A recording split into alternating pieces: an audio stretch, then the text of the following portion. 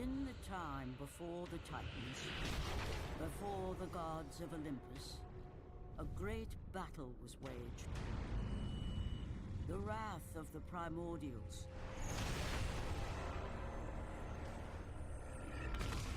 The very beings who forged the earth. Raged out of control for an eternity. And from this rage, this madness of war, the Furies were brought forth. Neither Titan nor God, mortal nor shade, the Furies were bound to no one. For they were the guardians of honor, the enforcers of punishment, the bane of traitors. When Zeus came to power, it kind of like cancels he it out. found he had little to fear from the sisters. The Furies sought retribution only for those who they deemed guilty. The first of these traitors was Aegean the Hecatoncheires. When the brute pledged a blood oath to Zeus, only to later betray the king of the gods, the Furies were quick to take action. The sisters relentlessly hunted the Aegean, and upon capturing the creature, tortured him without mercy. For the Furies believed death was too kind for this oath-breaker. Aegean the Hecatoncheires became an example to all. A special symbol for those who might think to break a blood oath with a god.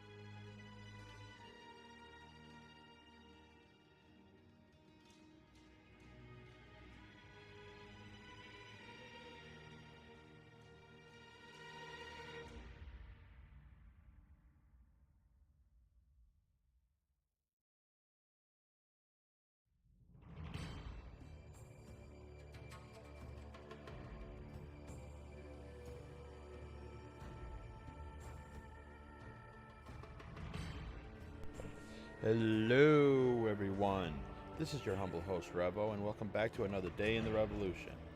Sorry for the delay on streams. I'm having to wait for a part so I can stream the next game. So I took in a couple extra days off for that. And then I remembered I still have extras to do for Ascension. Go me! So today we are going to go through the extras on Ascension, and well, whenever I get done with that, that will be the stream. So this will be a pretty short stream. So anyways, let's get started with this, a new beginning. Spoiler alerts. Yeah, we already beat the game. I've never seen these. Really, I haven't seen much of any of the stuff from the other games for the extras. Hi, I'm Todd Pappy, Game Director at God of War Ascension. What you're about to see is a making of video that we've been shooting over about 2+ years. It gives you a good idea of the inception of an idea all the way through to the final product. Keep in mind that this is a work in progress. I'm really getting into these makings of. I'm starting to watch some of my movies I've seen that does this. Wanted to give you guys a high-level view of what I've been thinking. Basically, we've been trying to take God of War and really distill it down to an essence. God of War has always been a single-player game. So the mandate on this one is, it is a multiplayer game. I think the biggest challenge by far is transferring a purely single-player, well-developed, third iteration title into a network multiplayer world. It's. No, they could have done that. That's what's new, exciting, they could have done that, but and where we want to make a mark in the industry. It was absolutely terrifying. They could do that. Just I would highly recommend doing it as an add-on, not. It's heartbreaking, It's we in the early stages, and you like sitting there, you're toiling at your computer day and night, like, yeah, this is gonna be great, and it is just like it might not be great. We've never done it before, so we don't know what we're doing. I'll give you more time to do it when you're not once you get the single player done, so you don't really We've kind of gone from scratch compromise to this, basically. Right now, what we have is the bare minimum, what we need, but at least we've got it in. Everything is kind of hanging together by sticky tape, really. It's so new to us, all this stuff. We're nowhere near bulletproof yet. Given how much scrutiny multiplayer goes under once normal people start playing it out in the real world, it's invaluable because we're making so many changes, we're iterating on it so much, we're trying to find out what makes God of War multiplayer fun. All right. Whitney really is in first place right now. She has the most kills, and she's never played before. Believe it, Ariel. The hit reactions over the network trump the circle reactions. Yes. And you want the circle reactions to take priority. Circle reaction trumps everything. Okay, I can fix that for you. Okay. Totally. Cool. I died off the spawn. So basically I spawned and then immediately fell off the pillar. We completely rewrote the way that attack collisions work, and we flipped from the old method over to the new method, and nobody noticed the difference. The reason why I'm so happy is because it's the very first step towards us hiding latency in the game. That's a good sign. It's good that everyone didn't go, oh my god, it's horrible.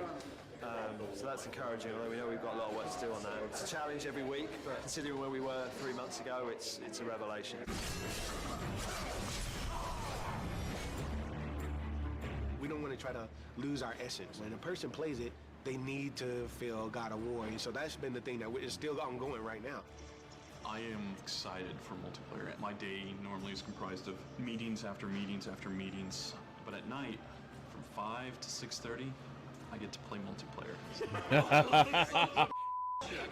You got something good if that's what you're most excited to do. Rivalries with the other people I'm playing against and start hunting them down and trying to kill them or them over. Nah, son of a I think a lot of the unique aspects come from the kills, and you can kill people in a number of different ways. You can use traps to kill them, you can sacrifice them, you can hunt them down and become their nemesis. That's one thing that players will see that's very God of War, and it's different to any other game, is the brutality we involve in multiplayer.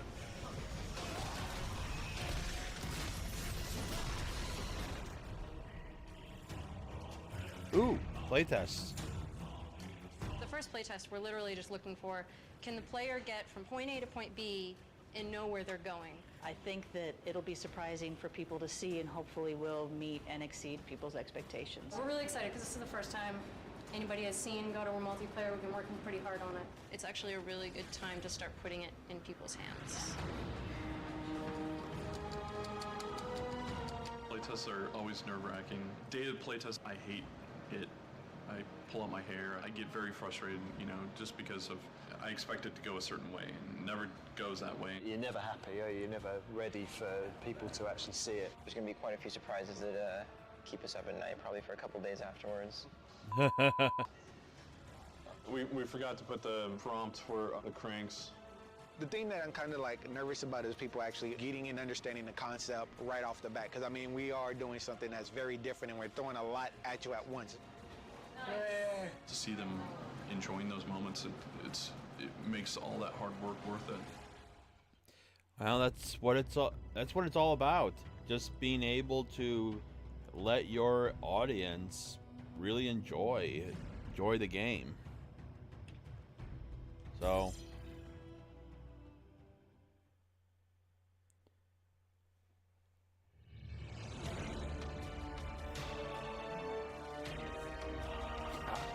Crap. oh, it's my phone.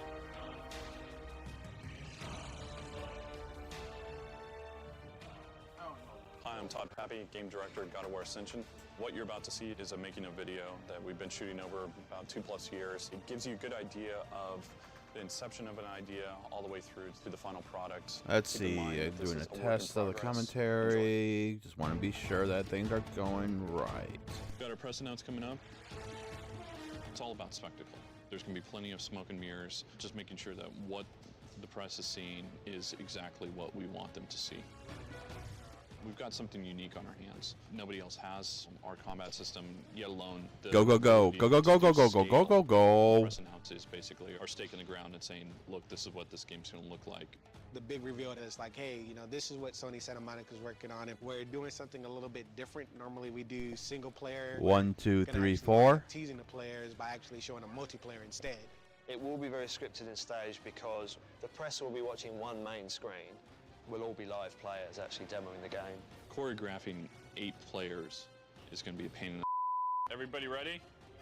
All right, they're going. Making sure that everybody's in their spot. Okay. Another test, 2, It doesn't 3. look silly. There'll be tons and tons of rehearsals. Orbs are getting reset, man. 1, 2. Everybody's split up. It's not like everybody's stuck in the same spot. The actual art is really far along. Hey, Jess. Yeah. We got to Okay, I'm get good. shadows underneath the ropes. I think I was a little overpowering the video. So, just trying to get a good balance in. As soon as we announce the title, people are going to be expecting something big. I think with this, though, I was just so harried to give them something. I didn't worry about it so much. So now I'm worrying about it. In the aftermath, he's done, he's in the game, and I'm like, ah. As one of the artists, I always want the press or the public to go, wow, those graphics are awesome. We've got a Titan in a level with 8 players, and hopefully people are looking at this going, this is awesome. They took God of War and they translated it to multiplayer, and this is their idea for what they're going to do in multiplayer. And I hope they see that and go, you know what, they didn't just stop. We pushed the envelope. That's first impression. It's like dating. It's just like, how many times have you gotten a second date after a bad first impression? That's the rule. How about your part? Are you ready to talk to the press? No, not. I want to go through one more media training. I want to get a little bit more comfortable with it. But it's usually once I get my spiel down, then I'm a lot more comfortable. Yeah, I am. Forgot. I got distracted, so I missed a good chunk of this, but It's Right now, going I'm to be nervous. what it is. We're at the lot in Hollywood doing our press event. I've been up since 3. Tired. We're going to show off multiplayer today to the press, and hopefully everything goes well. And Yeah, I'm surprised enjoy it. with this being a rated M game that they don't It's harder when a game's don't running for a long keep time it. for it to transform itself. Whether they can pull it off, I'm interested to see. You know, there's a bunch of us talking about it right now and wondering what we're going to see. So, no, I think we're all excited to see what's going to go on in there. Kratos is probably the #1 seller of our magazine, so it'll be good to have him back on our cover at some point. Leveling up and progression, you know, over a long period of time. Brutal combat, brutal kills. This is definitely new for me. Like, I'm not used to talking to press. I'm not a fan of being in front of the camera, but at the same time, I'm a fan of talking to other fans or trying to explain what's going on. We're always under evolution, so, yeah. Hi, everyone. It's great to have you. Thanks for coming from all around the world. A media event like this this happened is really about 10 critical. years This ago. is an opportunity for the team to really come together for a big event and show all the hard work that's being put into the product. I'm sure we can get questions about single player, and we're not talking about it today. And then with multiplayer, why the are you adding multiplayer to this awesome single player game? I think that's why we did this announce and really focused on the multiplayer, is so that will squash That is any of very those questions, risky because we can because say, then "Look, you that also is why we having did it." to concentrate to be sure So we that worked you really balance hard multiplayer to and single make player. sure that this was live. We weren't going to screw around. We weren't going to show a video. There's actually guys playing back there. They all have a dev kit directly at their feet, a little tiny television. Originally, we were going to have 8 screens set up in the front, and then at some point we were realizing that that would take people's focus. They're going to be watching that guy and they're going to be watching that guy. Really, we wanted to have them be able to focus on one thing all at once as one cinematic presentation. So that's why we ended up having all the guys up in the back. Todd really wanted to have the multiplayer slowly unfold. So we start with a half-face shot, but he's really in shadow. And then the guy steps into the light, puts on his helmet, and it's clearly not Kratos. Oh, wow. That definitely shows Start something by unfolding, different. Hey, you're playing somebody you're not used to playing in this God of War prequel.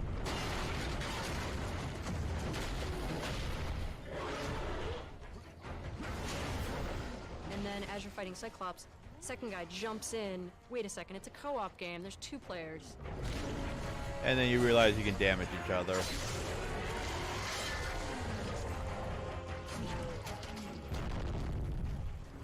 And then when you go into the main arena, that's when we reveal that there's actually 8 guys fighting, because there's already 6 guys waiting in the arena for you. That was important to us, to be able to let people kind of slowly reveal that there was going to be more than just one person. It would have been amazing that this would have came to be a co-op.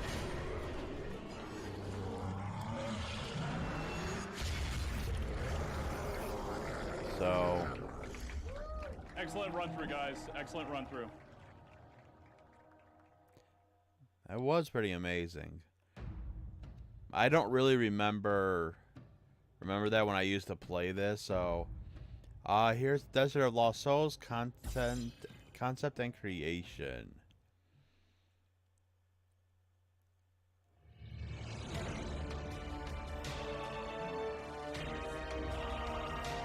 It's good to see these early days and see how the game came to be the way it is, even though it is pretty bad.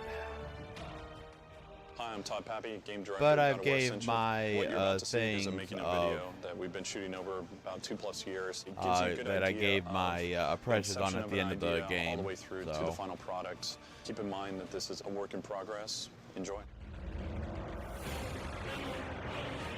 You are on one of 2 teams fighting over the chance to slaughter this giant Cyclops that we have nicknamed Megalops, a Mega Cyclops.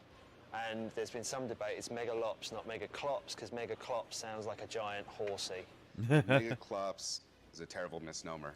I'm going to fight to the bitter end to change his name from Megaclops. It's been in gestation for quite a while, because it's kind of the sum total of a lot of the stuff that we've been messing around with in the multiplayer mode really for the last, I don't know, what's nearly 2 years. Oh, this is still multiplayer stuff. We need to tighten in Maybe the I'll play a multiplayer couple to rounds capture the God of War someday. essence and insert it into multiplayer. If someone's still That's what we playing the need. damn Some thing. of the early sketches, this guy right here. This one is a more upright, barrel-chested, more intelligent Cyclops. With gigantic characters, it's always a good idea to find some way to suggest scale. His necklace is made out of human skulls. We moved on to the next step. I didn't really think about it, but he looks like a rock star up on the stage, like going, ah, and that's all Todd could see after I designed it.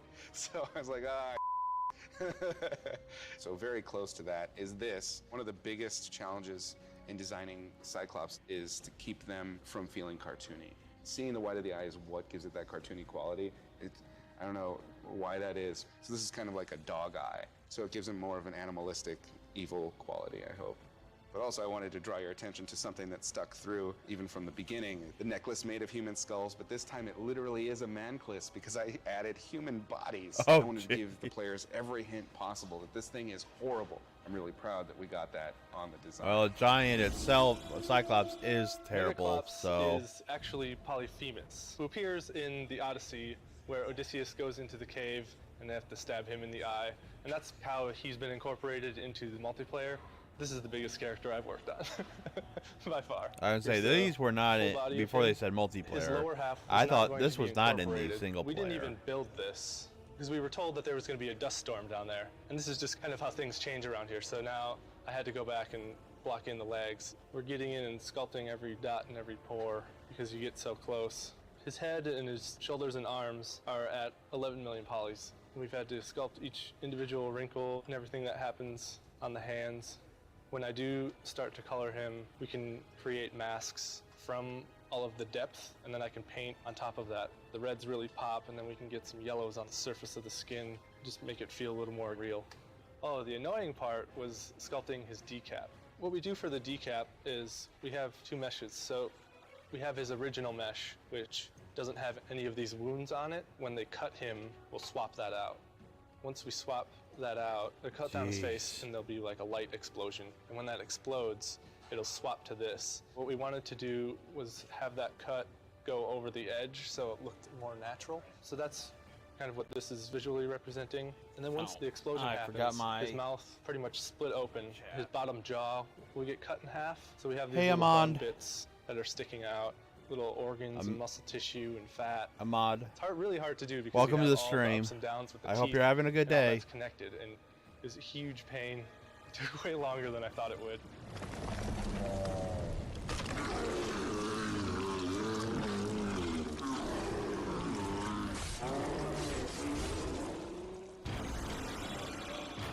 First, I was designing a lot of architectures, and once Todd and Chris liked the architecture, then I had to kind of Sorry, I forgot to pull my chat up, 3D so... geometry, which was given to me from level designer. That was kind of hard because everything was made out of a geometry. It was literally just all cubes, and most architectures are not cubes.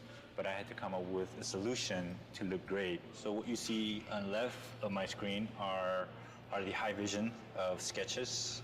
Kind of quick, kind of color comp, and once I hope you're having a good day. Few of the We're ideas just watching the just making were sent of to the Ascension. level designers, and this is what I got back. Can't start Everything Chains was of just Olympus too because I cube need and a everything was just splitter all so same I size. can play off my I began PS3 to put some of because the of a textures and block. some of the assets, and just kind of try to come up with interesting areas possible.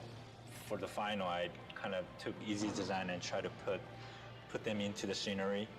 And then I broke off some of the pieces in here just to make it a little bit more interesting, adding some rounder kind of columns, and this was I tried to play a lot of people when they Chains of play Olympus a God of on War game, it feels Thursday, like refined but design they have that Greek and block classical, but there's because always this I had to play it edge off of my that's a little PlayStation bit 3 fantastic. because Not fantasy, the but special PlayStation Premium extras and all We were that always kinda talking, like, what is this literally place? It's just this weird little did town not in the have desert. it. And So so I we're have talking to like, okay, maybe go through my the gods or PlayStation whoever 3, changed but the the atmosphere, so they HD added in PC or whatever it's with some called stands on there so you could watch this sort of battle is happen. you can't turn Maybe that we off could have again on the some chimneys with PlayStation. smoke coming out of them and some decayed bridges, and some of the buildings are sort of falling apart from previous battles that have happened there.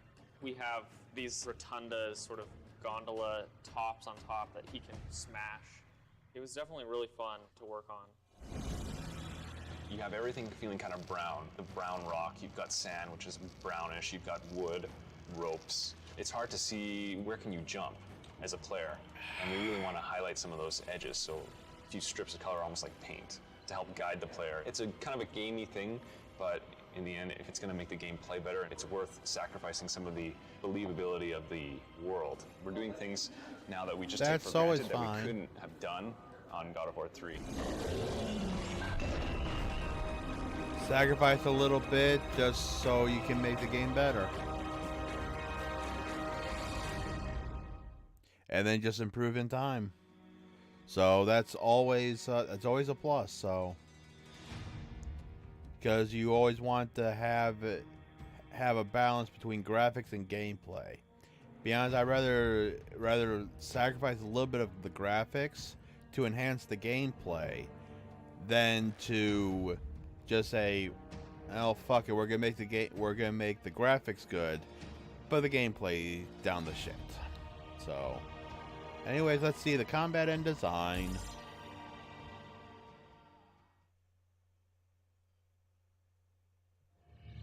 Hey Ahmad, I'm hoping I'm saying your name right. I do apologize once again if I'm butchering your name. But how is the video? How's the game over my voice?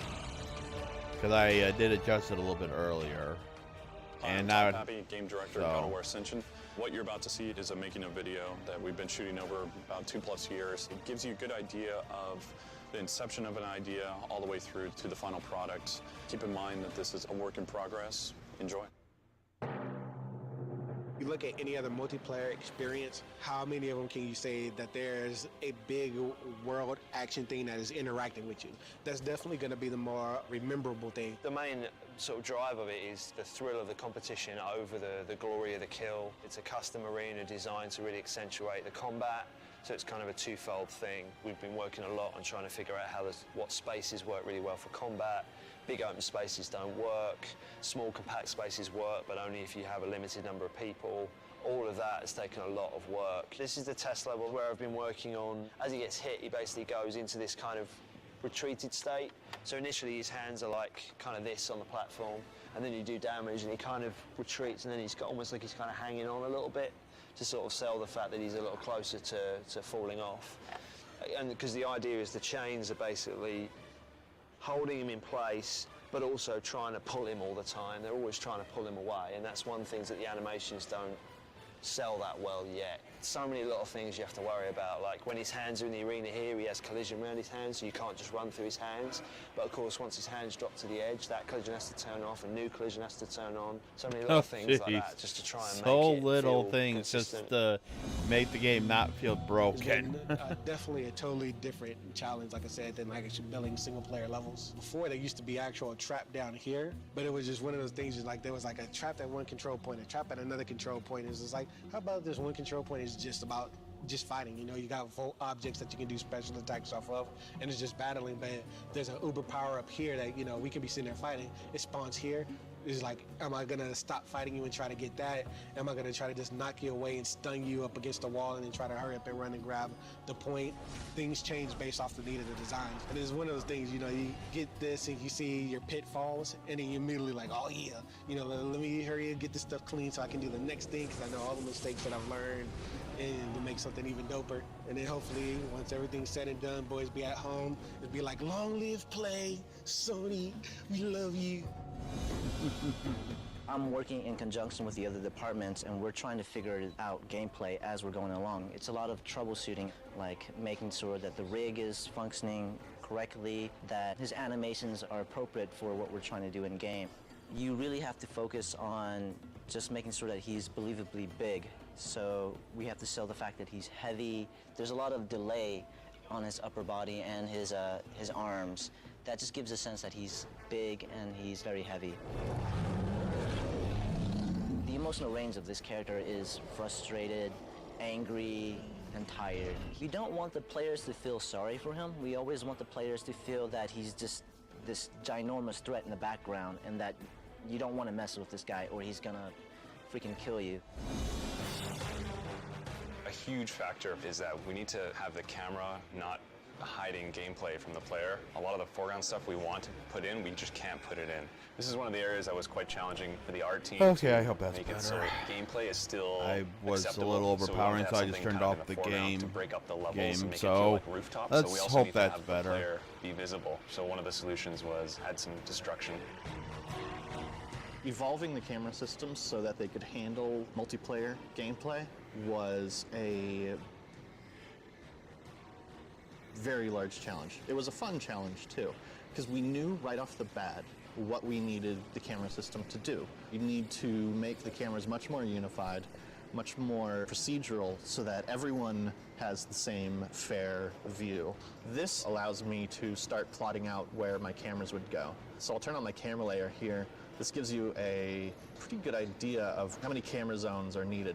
Every black box is basically an individual camera or a group of cameras.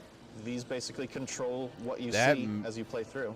What we're seeing here you know, is I know a lot the of stuff goes basic through look some of of this a stuff, so navigation you can camera get a in good multiplayer level. The player good is experience. about 20 meters away from the But camera, it's making them so kinda small, but it's big so enough to amazing when you see get the the fine details of which team you're details. on. This guy's on the red team, and give you a good sense of where you're going in the level. Here's an example of a trap where you can hold on to the lever until you're waiting for some enemy to run in, and then you basically let go of R1, triggers the trap, and the camera will hold there to see if you hit anyone. And one other example of something that our single-player camera system has been great for in terms of multiplayer cameras is shots like this, where I'm no longer using the normal navigation camera because this Cyclops is about to attack, and I want to show off full detail of his face, his hand that's about to smash you. That's an area where we're allowed to make the multiplayer cameras feel more single-player. That's another goal of ours, to make the camera system and the game itself feel like it exists in the same space. Keeping the giant Cyclops in frame was one of the biggest challenges of that level because I would people bet. really want to just fight other players. I'd be fighting my own cinematographer's instinct to, I want to show more of this giant epic monster in the background. It was a constant back and forth of, that's too much of him, that's not enough of him. Yeah, that's... Do you do what's easier or what looks better? So, that's what it really boils down to in the end. Man, I'm really enjoying these. So I really hope that you're enjoying it with me, guys. Just give me 1 second.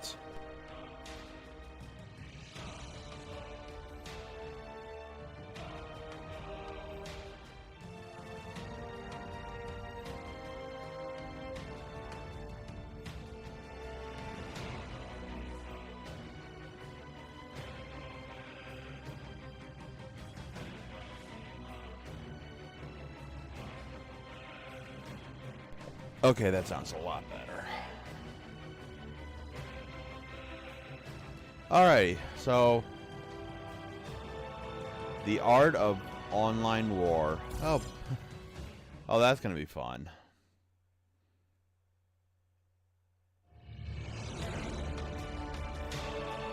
God, it's hard to really keep this down in my ears because I'm down to 1 on my TV.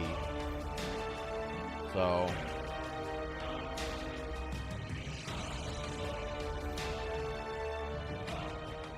Hi, I'm Todd Pappy, Game Director at God of War Ascension.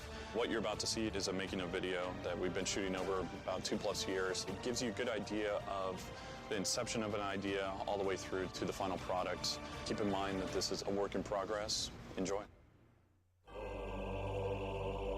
The guy that threw up that sword is kind of like I think of Link with the Master Sword. Feel right, and me playing with you feel right. That's where we are right now.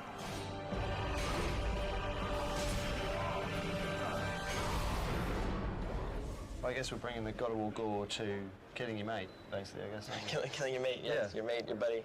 One of the thrilling things about multiplayer, like even in a shooter, is when you get up close, like your heart starts to race. We're definitely trying to go for that. See the whites of their eyes. The moves are actually not Kratos moves at all. We did start to get some of it up and running, so you might see some hints of like, oh, maybe I remember from God of War 1, he had a weapon kind of like that, but the moves that we're doing you now can see the are frame entirely rate dropping a little. Spartan-themed. The weapons that you carry give them Or pretty much a very lot. distinctive feel. Each character selects sort of a god class, and that kind of defines what weapons and armor and abilities they can take in. I have basically the Ares sword with the Ares armor, so I can do things like damage attacks, CS kills. Have a little bit more kind of range, so I have that move that has quite a lot of range to it. The idea with the hammer is that in a crowd, he can be less specific. Like if you're playing the hammer class, you kind of look for groups of people to kind of jump in there, and that actually causes kind of groups to disperse, which is kind of nice. So depending on like who shows up with what weapon, people start to kind of change their play style a little bit. Kratos is our hero. He has to be the strongest, the coolest, the most powerful one.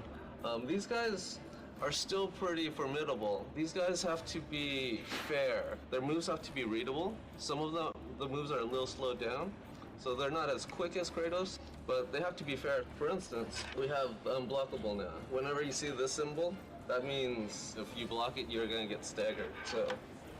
And that really helps to make it read. Each weapon's like its own full character. The navigations, they all have to be redone for every weapon.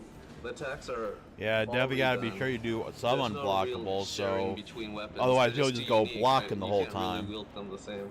We'll come up with moves based off of usability, practicality, flashiness, just things that people usually expect to see and people would want to see. Sometimes just try and get the best look, and then we'll just tweak and tune it until it's actually useful. This is the Cyclone move. If Kratos did this move, I don't think he'd have this much recovery time, and the startup would be pretty quick.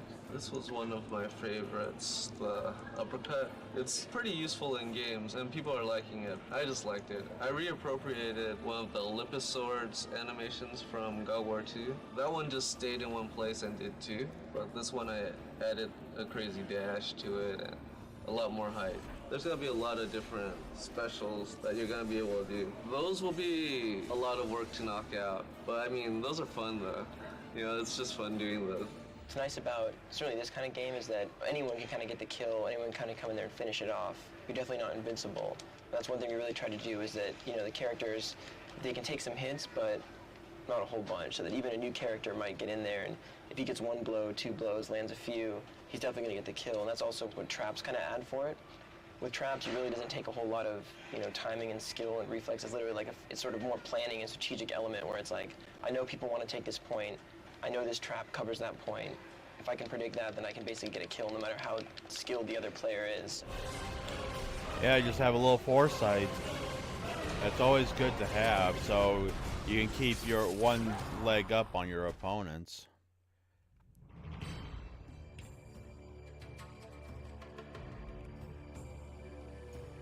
Yeesh. What do we got?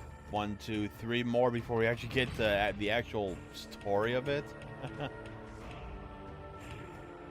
The Great Unknown. But I'm not taking a break, and no matter how long this is, it's the way it's gonna be. So I just have the extras all in one shot.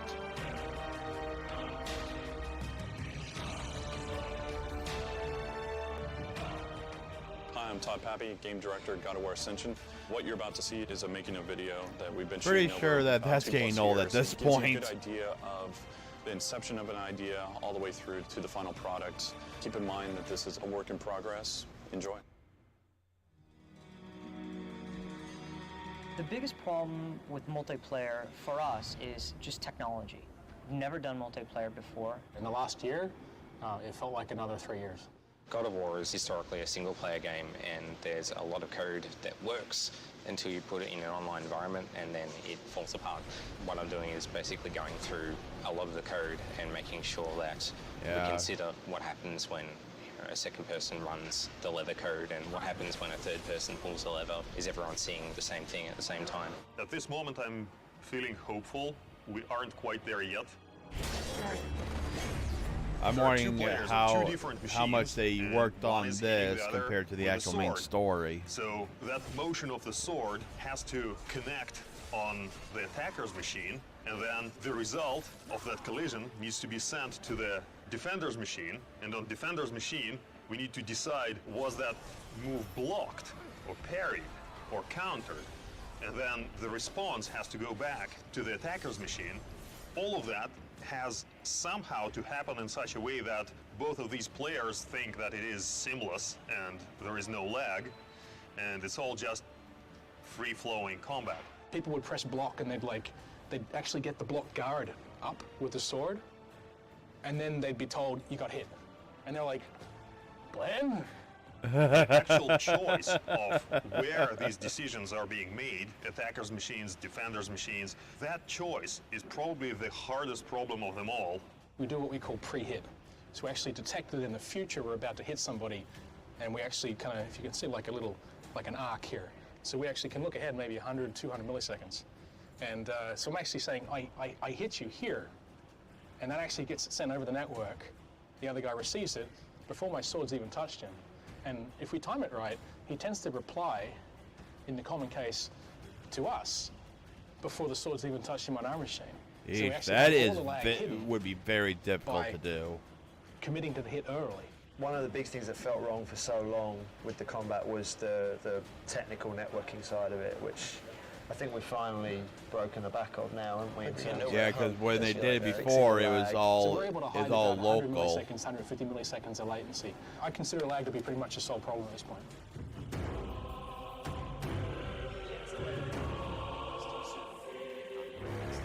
Doing it over the internet is to be very difficult to the hit. quality of the experience has a lot to do with the caliber of the people you're playing against. I focus on matchmaking. Without matchmaking, you won't be able to find your peers. You won't be able to find other players to play. So we basically pair up players so that they can have a better time. The more players we have, the quality of the matchmaking improves. You always have to consider, should we let people play, or should we have a better quality of matchmaking? I'm hoping to have a better matchmaking experience because we have developed everything in the house. We are doing something completely different. We are deploying the code ourselves, and we are managing all aspects of it. So there's no one to call when something happens except ourselves. Well, you could call other developers to see how well they did their multiplayers, but like inefficient, running at 45. And the intention of the playtest is to get the combat feel at 60. We're playing the game every week. We're making sure that everyone gets a controller in their hands and they start bashing each other with swords and hammers, and it's a lot of fun. The fact that programmers are playing it is a very positive step. Programmers want to write code, and some don't want to play the game they're making, and that's okay. But when you're making a multiplayer game, it's really important that you iterate and you see the changes you make playtest to playtest. Like my cords are A few in weeks my ago, we way were for some having reason. issues getting people coming and playing because I think the combat was in a bit of a rough spot. We knocked off a huge number of bugs, and suddenly everyone was just more engaged with the game. We were like floundering, and now we've iterated our way into a good place. So I feel happy about where we've been, and I feel excited about where we're going to end up.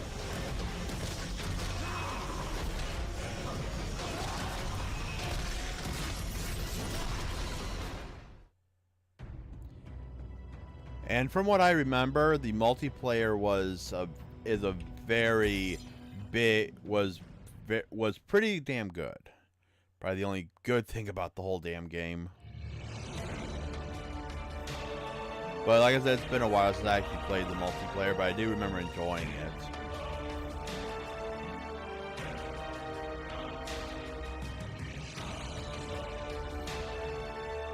We're actually getting through this pretty quickly, really. Game director at God of War Ascension.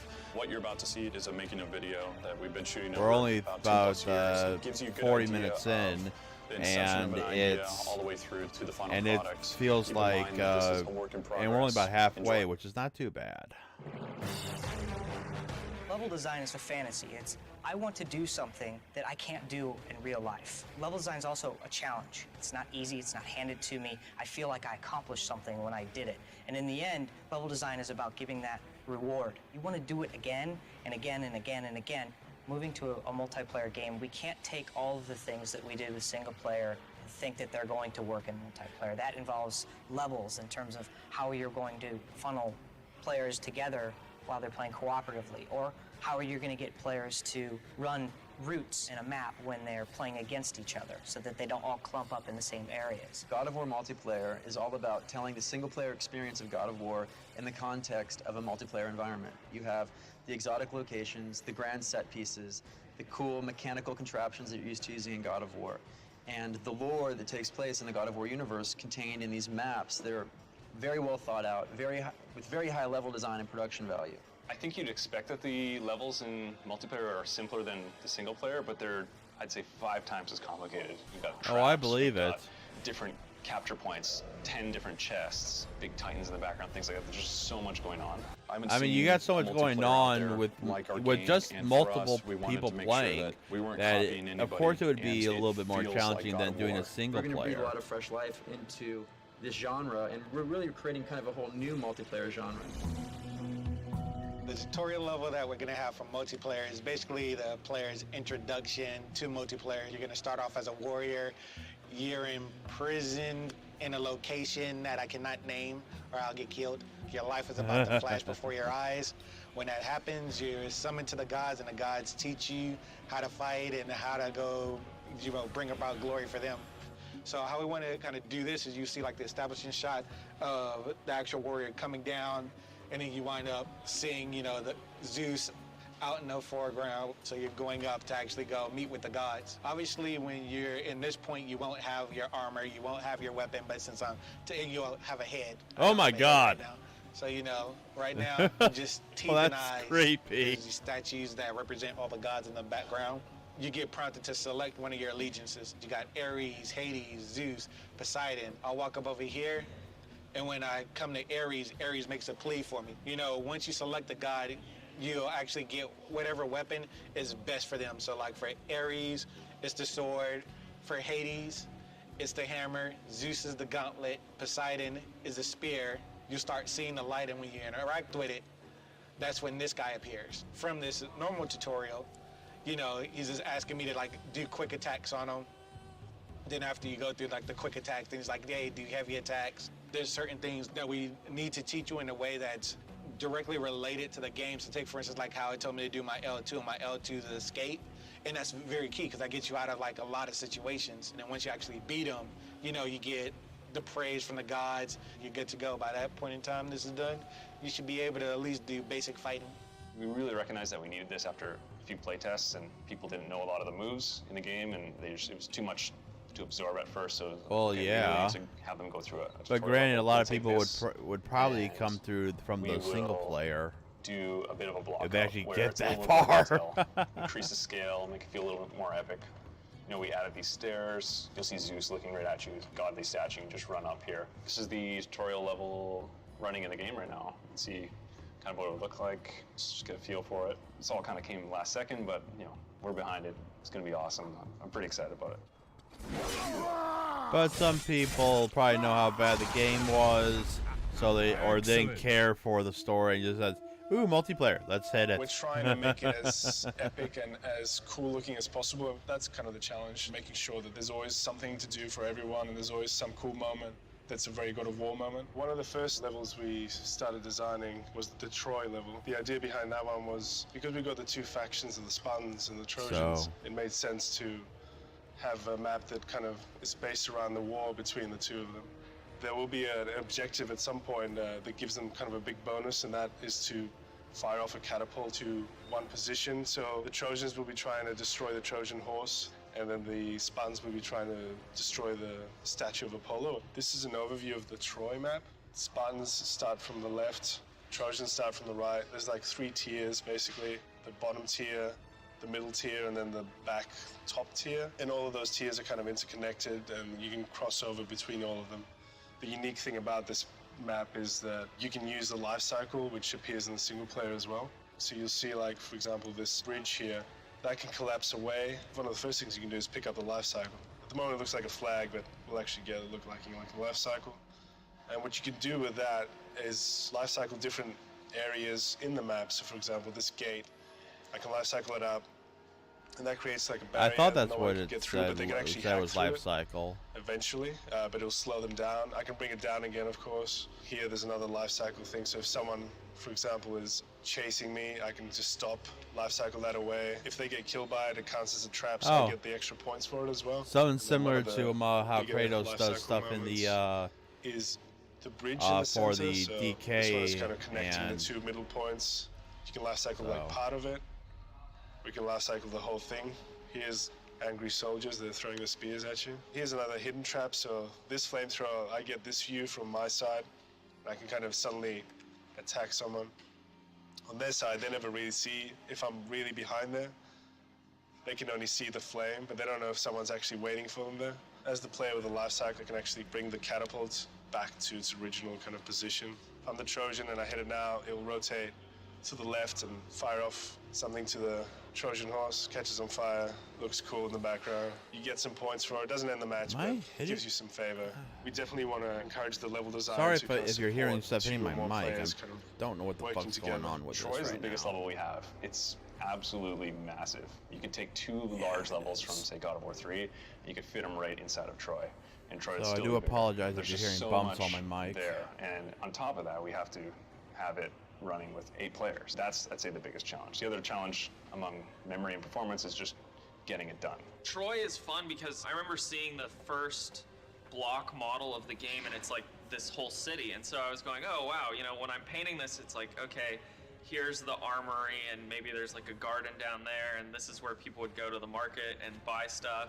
So this was from the level designer, the block model before anything else is existing. It's really fun and challenging to work on top of this because it's so abstract that you're like, okay, what can this be? You know, what can I turn that shape into? So I wanted to show this city that's in ruin, and since it's at night, you know, I wanted the lighting to be really dramatic. The city sort of goes down and it's on fire. For the and then graphics this is in that, they did a closer really view good of job. one of the areas. Just going But in I and think they might have populating it and overplayed refining some the of architecture a little bit. multiplayer, which And then this probably was made the object in the level that you can the grab, campaign and it's our flamethrowers. You can get behind it and roast your enemies. These were really fun to design as well. My favorite part But we'll of the see level is how far there's they this got little into section that where once we there's get to the building English. kinda I in mean the the middle, and campaign there's the version of it. flamethrower at the bottom. This is the concept for this building. So originally But we it does enter look on the amazing. backside because for the gameplay we had to change it. See, the camera is looking this way, so they couldn't see. I opened up this wall so you can get in here, and you can use the flamethrower.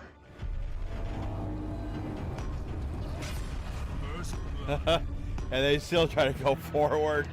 When I set out to create a multiplayer map, Most people it's would very just go similar like, to the "No, way we fuck create that." single-player maps. I like to start with one idea, something to hook it into. For one of the maps, the idea was there's a huge Gorgon statue. She's the kind of focal point of this map, and that everything is built kind of around her. And see the levels kind of built on top of the creature, and then we'll get down in here and I can kind of show you what the space feels like. Here's a flamethrower, so I can kill guys with that. I can jump down below. There's a lot of cool stuff. I can pick up like the club, which I can swing and I can throw it at guys. And just very exciting to run around and be able to manipulate different things in the environment. From here, I can use the cannon, If I were which to I can just fire, move and this it will thing in basically, as you can front, see, would kind of that mortar stop it everybody down from below. hitting the damn thing? And then I can move that. And now I got a actually cord up in my to a face. higher location as well, and then do the I same can't with win, this can top I? two. So where you saw guys before that were using the various weapons and using the head, I can surprise them and hit them with the cannon. And then if I jump through the portal, I'm back at the middle. So you can see that it weaves in and out of itself in a balanced way that makes sense. People seem to really like this map, and it's exciting to be able to get to a place where it Let's feels pretty hopefully complete that before it goes helps. to it. I think the most rewarding part, next to seeing people play your level and telling you they like it, is certainly getting the art on top of it. As environment artists on multiplayer, you really do need to keep in mind that the player is the main focus of everything. If people remember from God of War 2, there was a whole level of the bog, and we're kind of bringing that back into Ascension, revisualizing it, making it prettier, and making it more nostalgic for the players. So we fleshed out that we wanted dark tones accented by like gold or bronze. I'm just hearing looking at things. the vines happening here, trees and the edge over here for the rocks. There's a lot of roots going on. There's a lot of broken pillars. This is the stuff that really takes the most time. Adding personality to the level, little nicks on the columns, little like like cutoffs. This is a pretty important piece. And so this would be and its the own more unique advanced the texture, stuff whereas gets, the this more column or these pieces more right here, stuff like this you trim have even, to it would be worry tileable about so to that make it would it be easier look to use more throughout the level.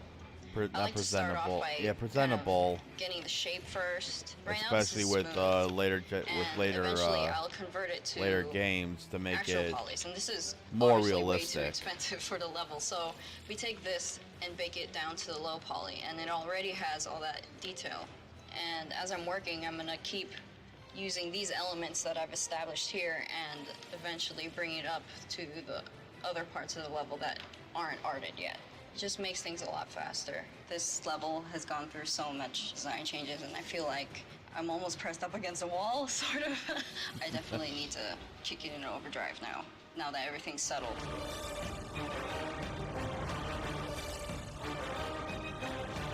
In favor of the gods. This is the labyrinth. The high concept for it is based Definitely off gonna the take a labyrinth day, from God of War 3, so we're trying to bring maybe back some just iconic locations from the do previous about game. an hour How of cool the would it be to have multiplayer. the We'll players see what kind of happens. in and inside the labyrinth while it's being constructed. This is the starting cube where players actually jump out of. The other side, the Trojan side, will have the same setup so they can kind of get into theirs. Both of these cubes meet up together, and then they start kind of rotating around each other, so they change their positions. Wow, 90 so they degrees, take and then ideas eventually from a the other third games cube, that the they green did. cube comes in.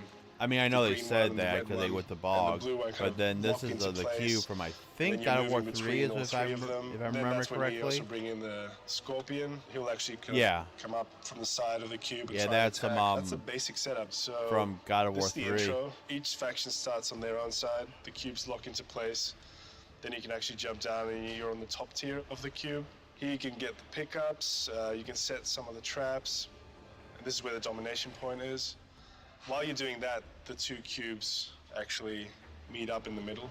Each level has its own trap, so this one Does definitely put an homage to the other games games. you can use to jump off at different levels of the map. The cubes start rotating, and now they'll meet in the center. So now these have connected, now there's opened up new areas. The hard part designing this level was trying to keep it as simple as possible, but still have the movement and the rotation without confusing players. So that's why you see it's mostly kind of looking at it on a side view. We found that was the easiest way for players to kind of know where they are and where they are in relation to everyone else.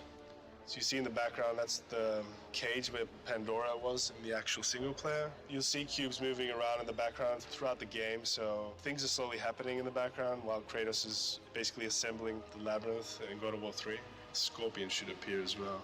There he is. Basically, he's kind of harassing you and protecting that point and trying to swat players off it. The idea is that you'll eventually get favor for hitting. Did they his do this to arms make it or in kind of contentum damaging him and with God of War 3 as potentially killing Kratos him is or throwing finishing him off stuff? the edge or tearing off And his we're arm just and putting fighting it into on the it? grinder or something like that. So It's like the cubes are moving around, they're sliding in and out. You gotta be careful because they move and everybody will get thrown off of it. So like they're these huge titans. And then there's also the scorpion that makes his appearance and comes in there and attacks you while you're on the edge of the cube. So for God of War, people who play God of War 3, it's gonna be an awesome level. People who've never played God of War 3, it's gonna be awesome for them too. One of the cool things that we have an opportunity to do in our multiplayer is to give fans new places to play, but also go and revisit older places that they loved from the previous God of Wars. One of the things that we're always trying to do is like, how can we make this aesthetically feel like it was ripped apart? And so one of the things we talked about, maybe the exterior wood of this cube is really dark and damp, but once it's Wait, no, ripped that wouldn't open, make all the sense wood inside because this like is dry, prequels. so that might help sell way our story before a little God bit of War more. And then what are the 3. main like iconic pieces of these cubes from God of War 3 that people will recognize? And it's like, oh, these like cool clamp sort of doorway pieces, and going in and going, oh yeah, there were all these really cool Icarus kind of murals around, so let's put some of those in. Even though we're not going to go over here, we're going to break some stuff up, we'll put some moving stuff there and really like let the player's imagination fill in the rest and imagine that, you know, this is like this huge mechanical marvel that extends beyond where you can I want to travel. be sure I'm not hearing Going things. more detailed and It's going just to the from top. The top is all wood and you have video. that large clamp, and then maybe the next layer of wood got ripped off, so then we can see more of that refined metal where maybe there's gears and vents inside of that. So we try and put love into everything that we can, and I think that's what makes our game great and, you know, really I'm hearing separates it is something. how I much just don't know what it sort is. of detail First time I'm actually as hearing it, the you damn know, thing. funnels down. I hope it's not coming through the screen. If you are hearing like some kind of banging or something, I don't know what that is.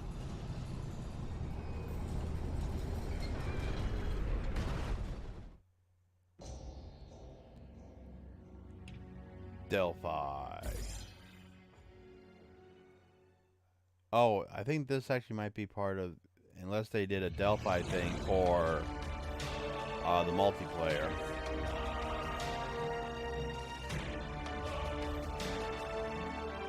God, seeing how some of these games are built up really gives you appreciation for said game. Hi, I'm Todd Pappy, Game Director at God of War Ascension.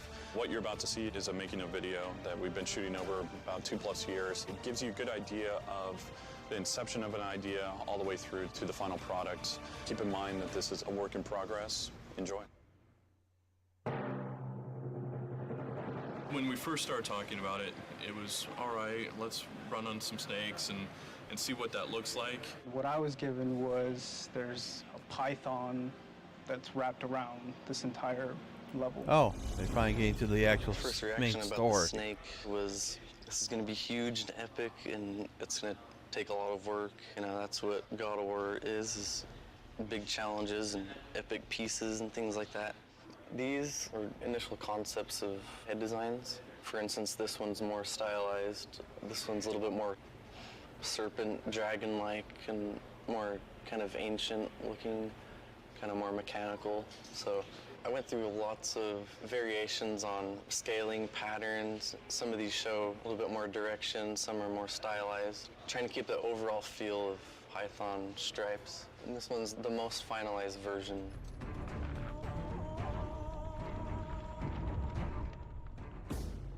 It's a mechanical snake. It's the key to getting inside of the temple. Oh, whatever We I'm aimed hearing for is not about coming through the stream, which is 5 good. pieces that we could That's string why I was along trying to be together really to make quiet, one 'cause I'm trying to complete hear for python. a This is our base piece pounding right that I'm here. hearing, So it's kind of a but U-shaped it's hallway. not It's the same from- thing, but not slanted. coming through the stream, And this is so- a quarter piece that's cut out. We can rotate this. This can become walking space, climb space, or ceiling climb. I don't know So what once I that had the is, that's shapes driving that me I nuts. wanted, then I strung them along together. Each color here represents a different shape. And one mechanic that we're going to use is a sliding mechanic. You're controlling them, and you have to move side to side and actively avoid falling off while it's moving. I think all the time spent up front and all the planning and everything, thinking through everything on paper helped tremendously. In our studio, it's the job of the designer to come up with a wild idea that has never been seen before, that is almost unachievable, and it's the artist's job to figure out how can we pull this off, and can we even pull it off, and where can we cut corners and do some tricks. This is the first snake that we have in production. We've been going through a lot of testing of how we can actually manage to build it, and what we ended up coming up with is kind of a color-coded system with different sections of the snake that we would duplicate. Once this is built out by the artist, the tech artist will go in and we create a snake map, and it's color-coded. We take this red section, just duplicate it 5 times right there. We'll take the pink section, duplicate it 4 more times, and that's where our ref noting comes in, because we only pay the initial cost in memory for that first time, and then all those other sequential times are basically free. So looking at the exterior, this is our first snake. When you get to the top, you just see how big it is. You know, if we go to a wireframe, we can see actually how much detail that is. It's pretty amazing. I mean, it's almost just like a solid block. We're really pushing the system right here to the limits. I think if I fly back a little bit more, I'm just gonna crash it, because it's just too much. There it goes. Frozen. So we're right on the edge of pushing what's possible on the PS3. That I've been is on pretty Delphi amazing. Exterior for around 6 months. I see myself being on it till the end, which would be another 1.5 years. The final ride back started off with just me typing up 20 ideas of cool moments that you could have on like a kind of fast-paced ride. It's gonna be the wild ride. Sent it to Todd, and then he just kind of said, okay, I like this one, this one, this one, this one, this one, not this one, not this one, not this one. That's how it started. So this is one of them where it's really rough and probably no one can tell what's going on except me. There's obstacles in the environment, so if you don't move, they brush you off. There's another one that we have where you're sliding and you see it kind of curling and going ahead below you. You get this big jump, a very cool moment that we had. Once Todd was happy with those, I went back to paper and then I took those moments and laid out how I wanted to tie them all together. And I just laid it out in a timeline. I continued and made It really actual takes paths, so much stringing effort to everything get together. something, So once I was happy with one just of them, one then I took it section back of the to game. the editor and built it out. Here we have that section. I mean, I would love to brushed off of it. get a feel of that, but Slide I on the don't think I would environment. be able to You see it handle it twisting below myself. you. You jump and land back on top. The challenge was figuring out a way to have it all make sense. I always imagined something big and grand like it is. Delphi Exterior is coming together. It's obviously using our Titan tech in a different way that players never seen before, and you know, this is a big wow moment. This level is like an insane amusement park ride. I mean, you're moving through this thing, and it's really tense. It's really kind of it's a really stressful level because you're used to these amusement park rides where you're just sort of riding along, but you're like, no, man, you gotta jump, you gotta go, and you gotta do this stuff. What I'm working on right now are these interior ice caves, giant caverns and small little tubes that the snake's burrowing through. I'm working on some of the architecture and also some of these big, giant, massive chains there goes the that are helping notification. to propel the snake along. I think I'm One of gonna the go turn interesting those things we off here in a have is second. technology's height map, where I can layer on the snow in a very realistic way. One of the great things is it can actually sit inside all of the little cracks. Previously, it would just lay on top of it. One of the other interesting things is ice technology. I have this layer of ice that sits on top of the brick. But if and I'm afraid if I with this touch some, I'm height going to map have to start this tools, whole video you can back really make it over. feel So like the ice lays inside the cracks, and I have the ability to add variation to this thing. So here we have the large cavern, and we see these tower, the architecture, and some of the chains that are kind of propelling the snake along. In Delphi, we now have these giant mechanical snakes that, once Kratos powers up, are just tearing through the environment. You can go in them, you can climb on them or under them, but they're still swaying and undulating. Making good cameras that worked with that undulation was a real challenge. Here's an example of just some of the shots that I'm afforded by being in an outdoor environment where I just want to let the scene speak for itself. This is a really cool area that the artist Eric Jacobson helped put in, where I'd give him the camera's path, and then he put really cool artwork in front of it, these blocks of ice. Very much like a cool carnival ride. I come from the heads that are just around me. A lighting artist basically populates the world and brings it to life. I always consider myself kind of a painter, but I paint with light. I think it's incredibly important. It's kind of the unifying element. It brings the textures and the models, and it brings it all together and gives it atmosphere, a mood, and helps tell the story. So you can see all my lights in this file right now, and some of them have really small radiuses, but I can also see them in Maya. So here I have a firelight. If I turn on my radius, you can see the radius, how big it is here. So that's a visual representation. I can make it bigger, so then it'll affect more of the scene.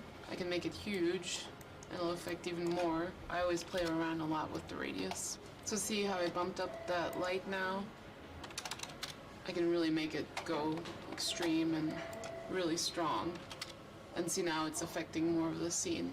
So this is the scene that went through first pass lighting. Here you can see the sunlight and the ambient affecting the scene. No matter how much I bash on the gameplay in that, like this, it and does all you look have pretty is the amazing. ambient light. So if I turn off the ambient light, it would look like this. And you can see like all the shadows turn completely black, and you don't have any information in Jesus there. Christ. When I do the lighting, I always like seeing the environment artist's reaction. They're like, oh wow, you made my level look awesome. I love that level. I mean, it took us a long time to get it to the point that it's at right now, but that's because it was new, uncharted grounds. We haven't done that stuff before.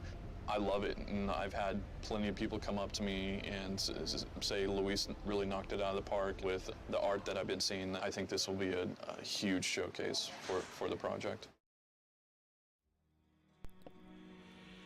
Like I said, I give the game a lot of shit. Granted, I think a lot of people do.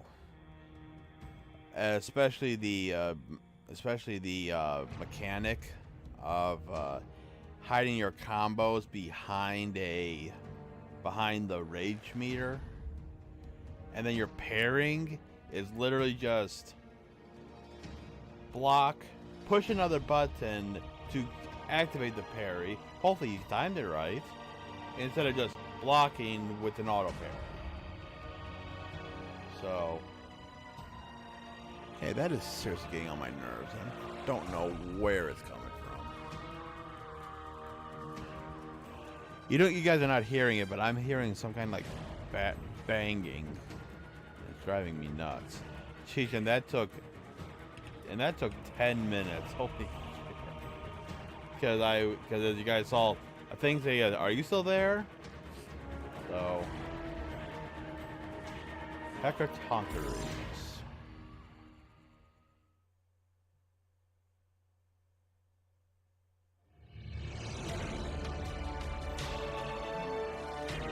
That did come through.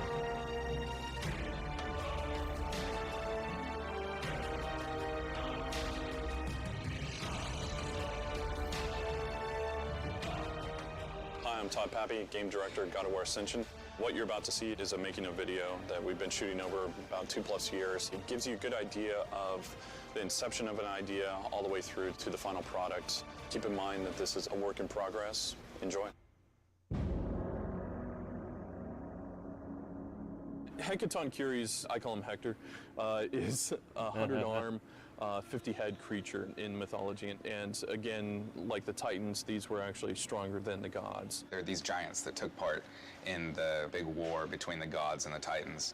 I think they guard the Titans that are in hell. It's something that we've never seen before in our mythos, and so we thought that it would be a really cool prison level where you can be walking around and see eyes on the walls or on the ground. You feel like somebody's always watching you. There's actually a shanty town in Brazil that was kind of a little bit of the inspiration for this. One of the major elements of the entire God of War series is that first I'm hoping big boss that will battle, help. the big Help. I just reset the whole damn mic. moment in medias res. I've never heard that that little banging. Going back into the past with the Hydra And nothing is even Colossus, touching the mic or Gaia stand that and screw Poseidon. follows it. I have some big shoes to fill. It's really scary, but it's also really exciting because this is, just a continuation I'm in gonna do the something big while this moments, is the most playing. memorable moments of all of God of War. So based on the concept of 50 heads and 100 arms, I thought it would be interesting to make it a creature at first. So I went with an octopus and created this palace on top of a giant land octopus that's living in the ground. We ended up doing some more. So this is a standard figure with the 100 arms coming out of every pore of the body. And I was thinking that the prison palace thing could be its upper body head shape, and that it would just have these rotating faces going all the way around. Here's sort of the monster finger tentacle things. These guys would be the very tips of every arm. Here's some more variations of them. So I went back and forth from pretty human-looking elements to some really creature-based ones. Hecatoncheires is just a puppet. The Fury is the controller. So she's the primary villain that you need to be getting as Kratos. So this is the Hecatoncheires. The Hecatoncheires is the first prisoner of the Furies. And over the millennia, And it's the Furies pronounced just built on Hecatoncheires, by top the of way, it, not all of the other Hecateries or whatever prisoners he's and calling it. subjects of the Furies now live in or are tortured on I'm wondering if the it was my surface of external device that Hecatoncheires. was So another somehow aspect of the banging. pitch was the introduction So we'll of see where what Kratos happens. is. The player comes awake and they are in a world and they're not really sure what's going on. We didn't want to have the fact that he's basically tied to a giant be obvious. The initial sequence is Kratos is actually inside the roof of the mouth. This is like the molars and the teeth up here. Oh, shit. And sort of the floor has been built into the bottom jaw. I did a bunch of passes of the head as if it were still alive. These are all heads having the buildings installed, except for this one here. And this is the most recent one. I just did this one yesterday. I wanted to make sure that the Hecaton Curies was obviously a puppet. So I carved out its eyes so that people would live in there, and whenever it's attacking or something like that, you would be able to hear screams from inside it. This thing is not doing this of its own volition. It's a zombie. So this is where I'm at as of this moment. I'm a little nervous, but I'm excited. I want to deliver something that kind of brings something new to the God of War franchise. This gives me a lot of inspiration and ideas for how this could potentially look. So in an actual level, and the shell's basically the template. What we base this off of is a script, and that script basically calls out all the different story moments. And so we kind of take that script, and then now we're building this out in 3D. Imagine this is one of the arms. So here, you're kind of running up an arm, and then there'll be combat in here. The idea here is just putting a stake in the ground. Once we get this feeling right and the space feels right, then we'll actually divvy this up, and a designer will own different sections and then really go into detail. Hecaton has had some changes. It's had some birthing pains. One of the defining moments of feedback for us is when during the meeting it was stated that Monster didn't feel like a cover monster. Like if we were to illustrate him and have him fighting Kratos on a cover, that monster didn't look enough for a person to want to play the game. And once we figured that out, we completely changed direction. Originally, our concept was that Hecaton was the first breaker of oaths, and thus the Fury's first victim or prisoner, and they just built a prison around him and on him and in him. I've been working on the creature hand for a while now. That sounds very disgusting. And just have to be forced to live in there because you broke an oath. Things like human body parts or ways to break the arm up in unusual ways. Kept coming back to, we don't want it to feel like a hand, but make it feel a little bit like a hand. Here's the parasite wearing the hand as a jacket. It can get tough to keep the creative juices going, but ultimately that's the purpose for a concept artist, is to keep bringing something new to the table and find as many solutions that you possibly can for that one problem.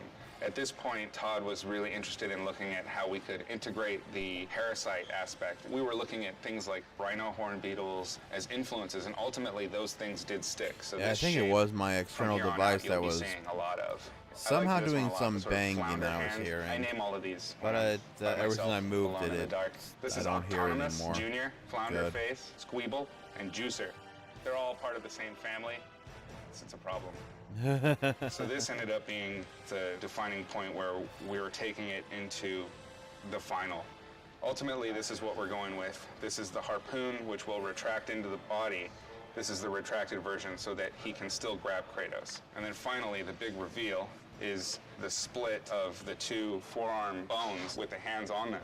And then and that's the big one we fought at the end, right before I think we took on the face. The way I approach things is I start with realism and then kind of I don't remember. Just broach a little the game bit was so things get creepier and unmemorable. This time I'm starting out in left field and kind of bringing it back. It's been a new experience for me, but it's exciting because I'm doing something that I totally wouldn't have conceived of myself doing before.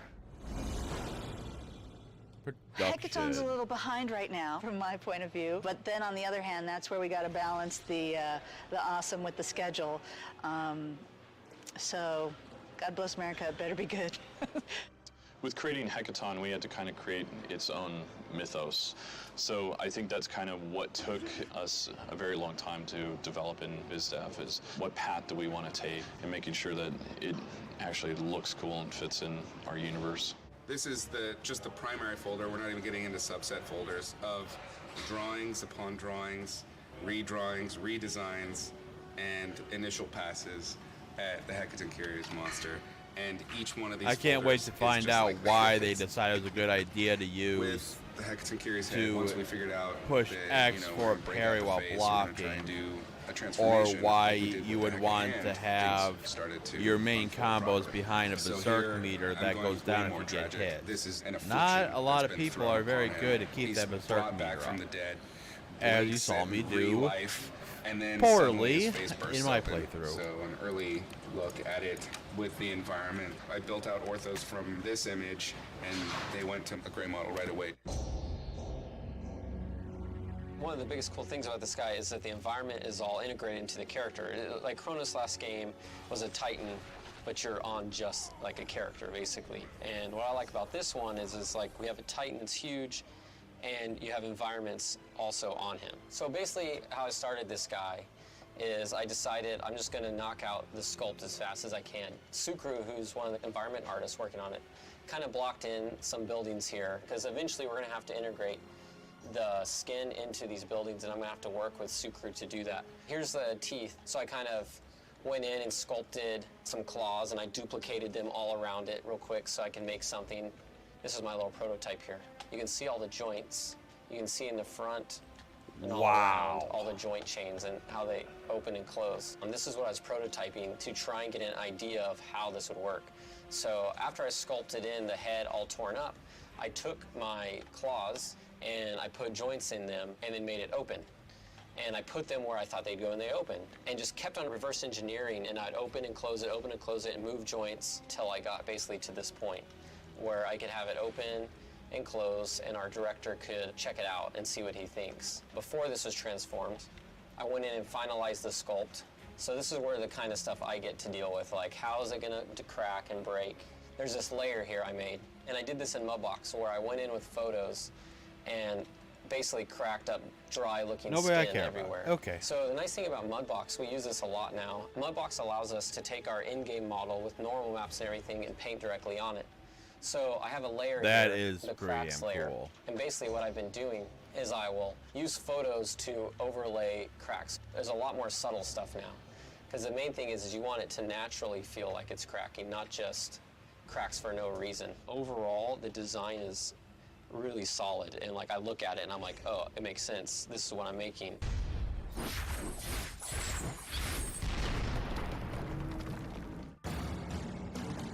Since this is the first level of the game, we want to teach the player, you know, the basics, right? This time the tutorial While having a large is enemy like different than the every previous God of in War the sense game. that we're not opening with a fight. This time around, we're actually going to try to do a chase. You want it to be high action, but at the same time, this could be the first time someone has played this game. That's been a bit of a challenge. This is the starting area for Hecaton. And as you can see, there's a Fury that you're supposed to chase. So basically, if I zoom out, Well, you can see that if you were would, well, that's the chained up thing. to the roof A lot of people, of you Hecaton's change mount. some of the game So after mechanics you break yourself free, you start your chase. wacky. So you had to, so you literally have So these to are prisoners, obviously. As do you move, something she like causes herself that. to fall, so that's kind of a new ability for Kratos where he can vault over these objects. You continue to chase her, she closes gates. This is where the player can actually double jump for the first time. She just keeps leading you on. She's like, come get me, Kratos. And then this time, you come over and you slide, and you couldn't stop yourself, so you basically crash through. She injects these guys on the ground with parasites, which causes them to come alive. So during the course of the fight, some of these cells are gonna get ripped off. When this one gets ripped off, it actually opens up the cell, and so now you're kind of on the outside. Here, there's gonna be a strength moment where Kratos actually busts open the gate, and he's gonna re-enter the prison. You'll see that it's lined with a bunch of jail cells, and there'll be arms sticking out. Was And you'll this see part of Fury the again, final like, oh, there she game? is. And as you make your way to get her, a huge hand comes crashing down. This is kind of when we have the first reveal of this huge arm. You kind of ride the arm out, and then here you could see, you know, this is the main arm, and off of the main arm are the smaller arms. Maybe if it That's where wasn't you like started. this, and maybe the And so actual in basically, game, here's the 6 arms. There's 3 on this maybe side, 3 on I'll that side. see His it. legs here, and he's kind of reaching up towards the sky. That was his last stand. We had to create large spaces because of new mechanics like slide. You're moving pretty fast. Oh yeah.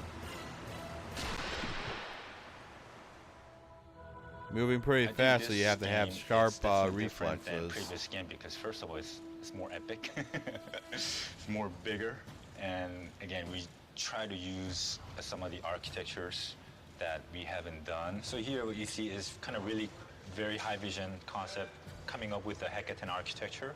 This is another sketch, but a little bit different architecture style, trying to add some lot of triangular stuff, see how Todd and Chris are reacting to that.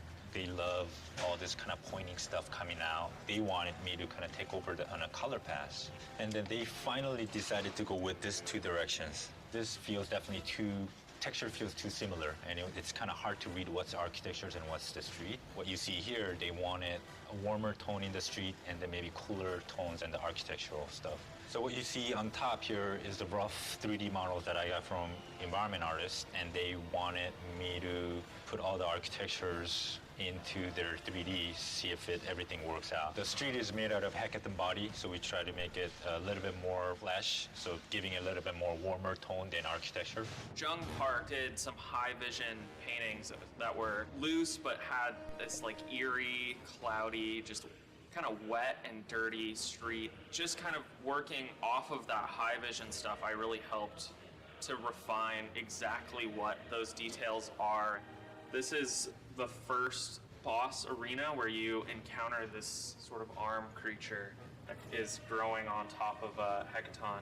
He moves his arm, and as it turns, I kind of was like, oh, maybe as he's sort of decayed over time, a lot of the stonework isn't quite held down, and so as he turns, a lot of it falls apart. And I thought that would be really cool to show. Unless you get someone to keep maintaining it, yeah, it's of course stuff is gonna decay. You know, the arm turns back and you slide down this sort of road. So also going in and going, oh, there's all these pitfalls that you could go into, and here's like some prisons underneath there. His hand is actually like ripped off, so it's still stuck to a wall, and that's something that you get to encounter later. The hardest thing for Hackathon so far is just placing everything so it works with design and the composition of everything and just the sheer scale of everything. And this is the whole city, and he's huge. His figure goes all the way down. The player will start off inside his mouth, and you do a battle in here, and before you know it, you're on your way going through all these jail cells that are down here, making your way through the arm, and then this whole thing moves, and everything's rigged. Everything in the scene is going to be rigged onto this character. Again, this is way bigger than the previous things that we've done before, and more complicated. Now I'm working on this. This is called Hackathon 100, and I got some textures yeah, I can that are see blocked that. out. All the I stuff mean, is the only thing that suspended would be by big chains. You'll might see be arms sticking out that of size, windows, maybe a little and smaller. see bodies But inside these smaller would be cages and Chronos. everything. And that's Hackathon so far.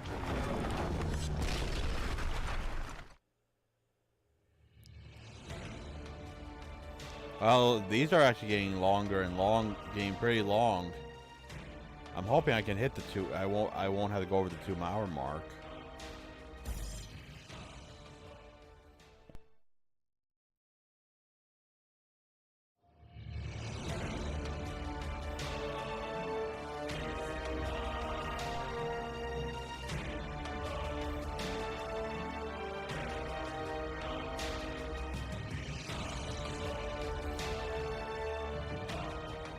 I'm Todd Pappy, Game Director at God of War Ascension.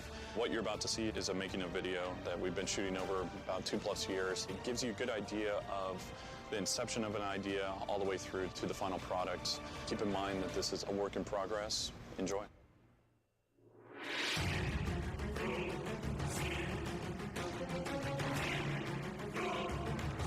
Today was our really roughing out the beats for Hackathon, which is our opening boss level. I needed a reason to make So Hackathon come alive how much other of the than Hackathon was already alive. now that right I off the see bat, it, 'cause I thought that it was they're far working more at it at the interesting same that Hackathon was time. like had the city But that was what built on top of is it, the and there, you didn't know that. but how much Hackathon of is the group was on Kratos starts in multiplayer, Hackathon, while the other essentially a prison. and what part of the Player group doesn't know was, why and how much of the group Kratos was is here in just yet. And where it is in the in story is the multiplayer. very, very, very beginning. It's like pre-God of War 1. So Kratos has already killed his family, and he's dealing with the torments of that. He's kind of locked up in this prison, and the Furies are torturing him about what he's done in his past. Like, the Furies are the ones that want to keep Kratos there, and they want to continue to mess with him and torture him.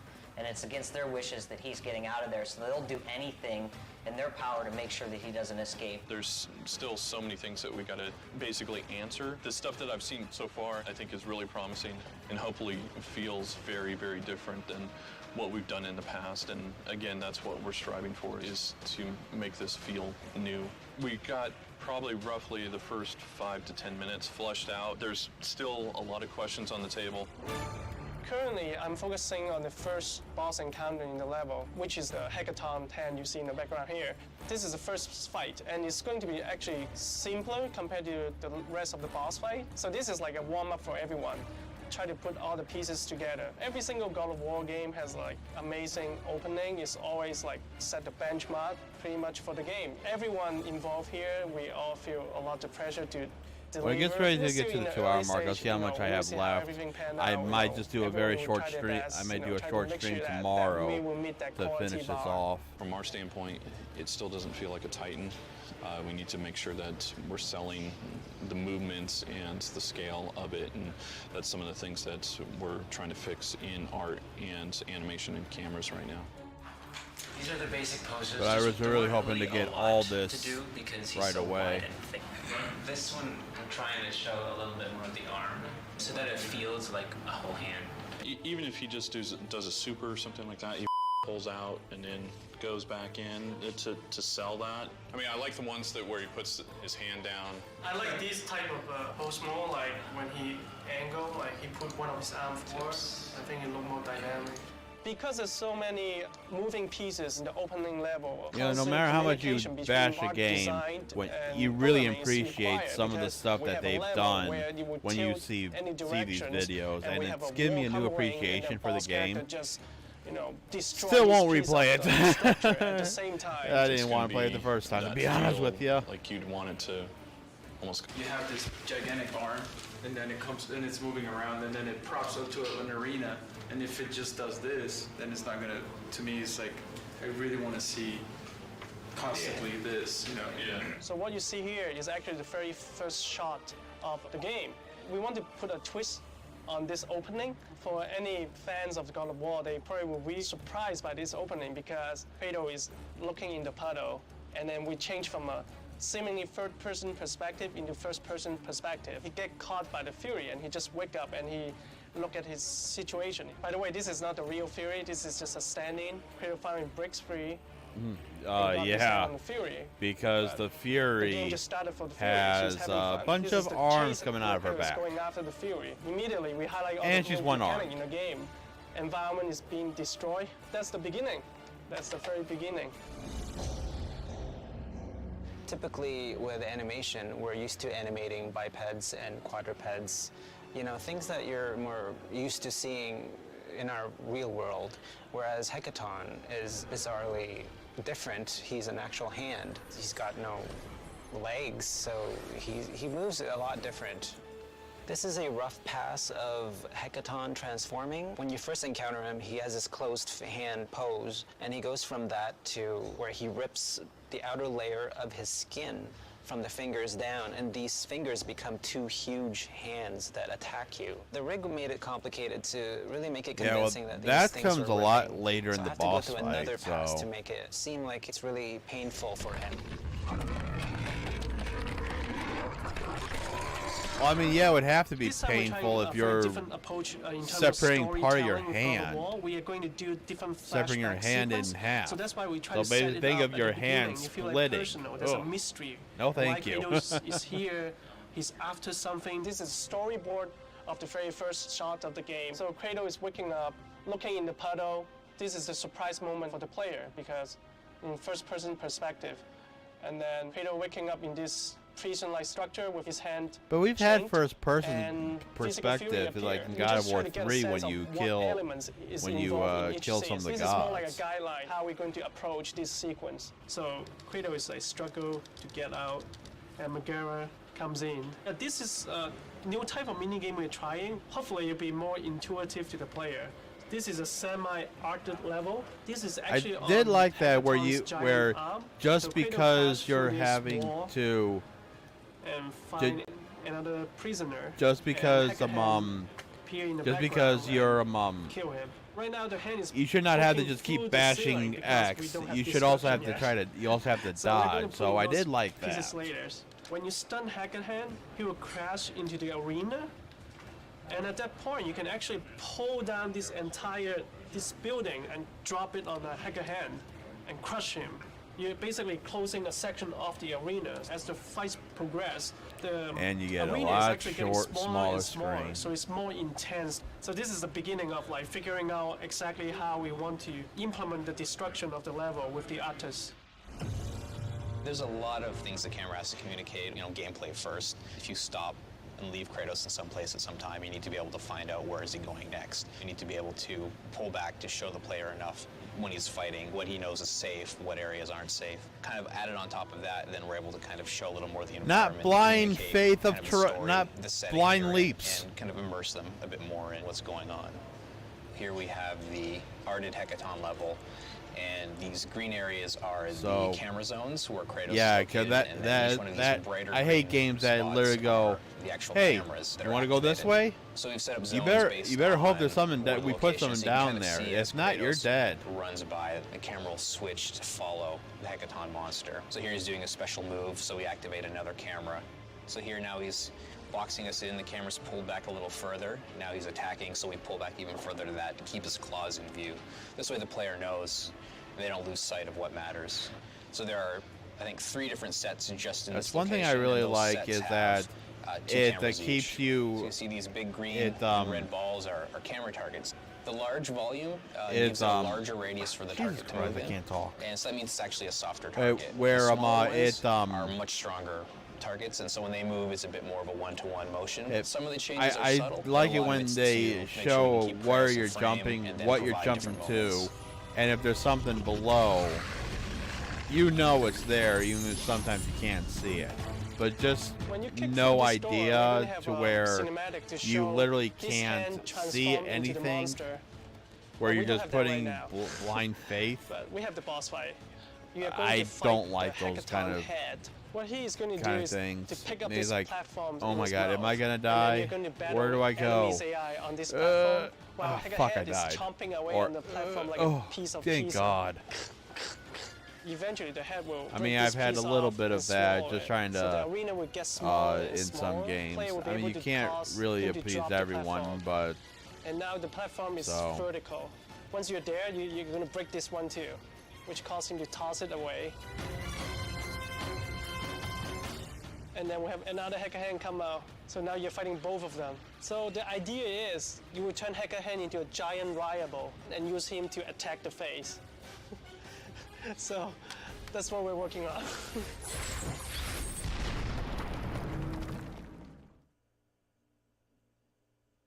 are we gonna be able to get through these last 4 in a half hour? I hope so. Because I may actually go over my time that I set for myself just so I can be sure I get all this in one stream. Like, I wish I would do this on the day that I don't work, or maybe start earlier. But I don't want to get up any earlier than 9:30. 9:30. So that's why I stream I'm at Tom 10. Pappy, game director at God of War Ascension. What you're about to see is a making of video that we've been shooting over about 2+ years. It gives you a good idea of the inception of an idea all the way through to the final product. Keep in mind that this is a work in progress. Enjoy. The 3 Furies are divided into the physical fury, the mental fury, and the soul fury. The physical fury represents physicality and is dangerous by virtue of her physical involvement with Hecaton Furies and just straight up bashing out of Kratos. When I first started on the Furies, we didn't really have them broken down into the 3, so I was just painting Furies. This was kind of an attempt at the sexy monster. I went for sparse clothing, but dangerous looking. A lot of that has to do with the pose and kind of the facial expression. Here she gets even more like kind of wicked. They didn't like any of these. They did like this kind of insect angel wing thing. So that's why I brought this image up. As a response to that, I started building her up. I kept some of the sexy elements, like showing some flesh, but also started giving her, you know, crazy deformations, weird muscles, big rib cage, pigeon-breasted, crazy claws, scary helmet, frowny face. These are all symbols of evil. And the more I played with her, the more she started to take on some aspects of the Impusa, but also she was doing her own thing. And I think in my head, my own personal mythology for her, this is the final design. I thought maybe it would be kind of cool if like all of the really And I forgot to do something with characters that we've had in my the past maybe were notifications. birthed Well, I from don't get a lot of the them 3 to Furies. really So care. like the Sirens maybe came from Tisiphone, who is the mental fury, and maybe the Impusa come from her. Here you can see, we'll go in for a little close-up. I hope you haven't eaten recently. This is the Suriname toad reference that I pulled. Look it up, Suriname toad, which is this toad. It has live births where It has eggs laid into its back skin, and then the little froglets, once they're of age, burst out of their mother's back. So that was waffle-style, not something they just came up with. English It's something that was muffin inspired by something holes else. on her back, and you'll never eat English muffins again, by the way. But And it's that disgusting. is- It's ugh. so gross. You have crazy bustier style armor, but every time you look, you're going to be punished. She's my answer back for Aphrodite on the last game. She's basically the one that can go toe-to-toe with Kratos. She has like big appendages similar to Ares. She's a pretty tough chick. One of the first things we do is we create a rough gray mesh. Once that's approved, we can then jump back to the character and kind of really get into the anatomy. Like I'm at that point now where I'm starting to rough out some more interesting shapes and a little bit of anatomy into the crab-like appendages. Starting to think about how does the back work, as well as how the drapery works and just how everything interacts as a whole. One thing with her face that we've really been focusing on is in the concept, Izzy had really drawn her face where there's a good wide set area between the eyes, and I think that's kind of that fine line we were talking about between human and creature. So I really tried to capture that space between the eyes and have it to where it's believable anatomy, but it is also kind of an exaggeration of what normally would be there. Combat design. Kratos will have his first face-to-face moment with Megara at the beginning. There will be a torture mini-game that you have to win to break out from the prison. So this is like the first mini-game. It's a new style mini-game we're trying to do, so it's more intuitive. You just move the character like you are in the game. I do, like I said before, I did like that. It definitely helps keep you on your toes. The biggest challenge has just been interpreting the design. With any character, there's going to be things that look great in concept, but then when we get them into 3D, how do they read in 3D? What does it look like? So that's one thing we're dealing with now. We just kind of have to roll with the punches and get it to the level it needs to be. Her face originally was extremely battle-scarred. It was almost too creature-like, and we wanted to kind of bring back a little more feminine quality. I just took the sculpt and I brought it into Photoshop and I just painted some different ideas. We ended up going for something a little bit more subtle. This awesome is program. what we ended up narrowing it down to. So you can see that she's been into battle. Her eye is scarred, but it's not like a zombie eye. Her lip still has a scar on it, but it's not exposing any teeth. It's not a disability. We still get the story and the sense of history in her. In the actual final model, this is what you see. And then it goes down into the neck, and then we too even close. carried some of those scars, down into the legs. These are where the parasites live. I tried to sculpt some that were like semi-closed, like a parasite was still living in them, and then some of them that were open. It'll take something that, normally most men find very attractive and really kind of push the gross factor to it and really show that that's another area of attack. This is the final high-res asset. I tried to use brushes that would give a nice organic feeling, but then when you came to kind of crab, spider-like appendages, I wanted to have that material difference. This area, I wanted to feel a little bit more hardened, but then in between we have kind of that soft little bit. This is the character, which he'll look like in-game. I like building monsters and brutes and stuff like that, so when I heard I had to do a female model, I was kind of bummed out in one sense, but then when I saw the concept, I was like, oh, it's this weird creature, super strong chick. It was a little bit more interesting to me, and this character definitely fit that bill, so that was nice. Not to worry. I am quite skilled at teaching respect. Yeah, and as you saw, Kratos never learned respect. He knows how to dish out punishment. So, the Manticore.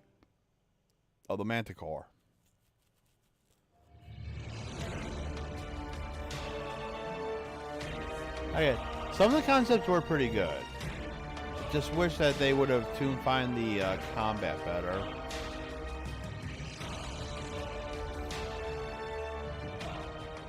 Hi, I'm Todd Pappy, Game Director at God of War Ascension. What you're about to see is a making of video that we've been shooting over about 2+ years. It gives you a good idea of the inception of an idea all the way through to the final product. Keep in mind that this is a work in progress. Enjoy. All right, let's see what we did to take to with the Manticore. We had different stages to the fight. It's a completely new experience. Yeah, but it doesn't mean we had to fight it twice, by the way. The wrist is still really thick. And for some reason that irks me. I don't know why. I can't really put my finger on it, but I think the biggest thing for me was just getting that kind of taper feel where it goes from the elbow to the wrist. We'll go back and forth with a lot of iterations trying to get something that feels cool. It has to work for animation. It has to feel fun and interesting. We're going for, you know, the ultimate look. So the thing has to be huge, you know, cool.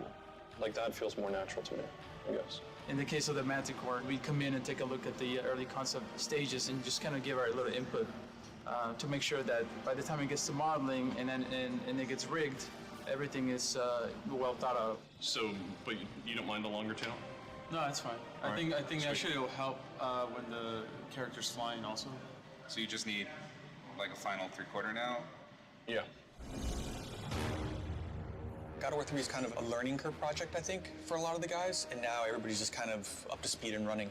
So it's the characters will be a lot yeah, better of course. in this game, If The this is their Manticore first game they're essentially working heart, on, then scorpion, yeah. which is his tail, is the body of a lion, the arms of a man, the wings of a bat, and the jaw of a shark, which will unhinge and completely open like a shark jaw.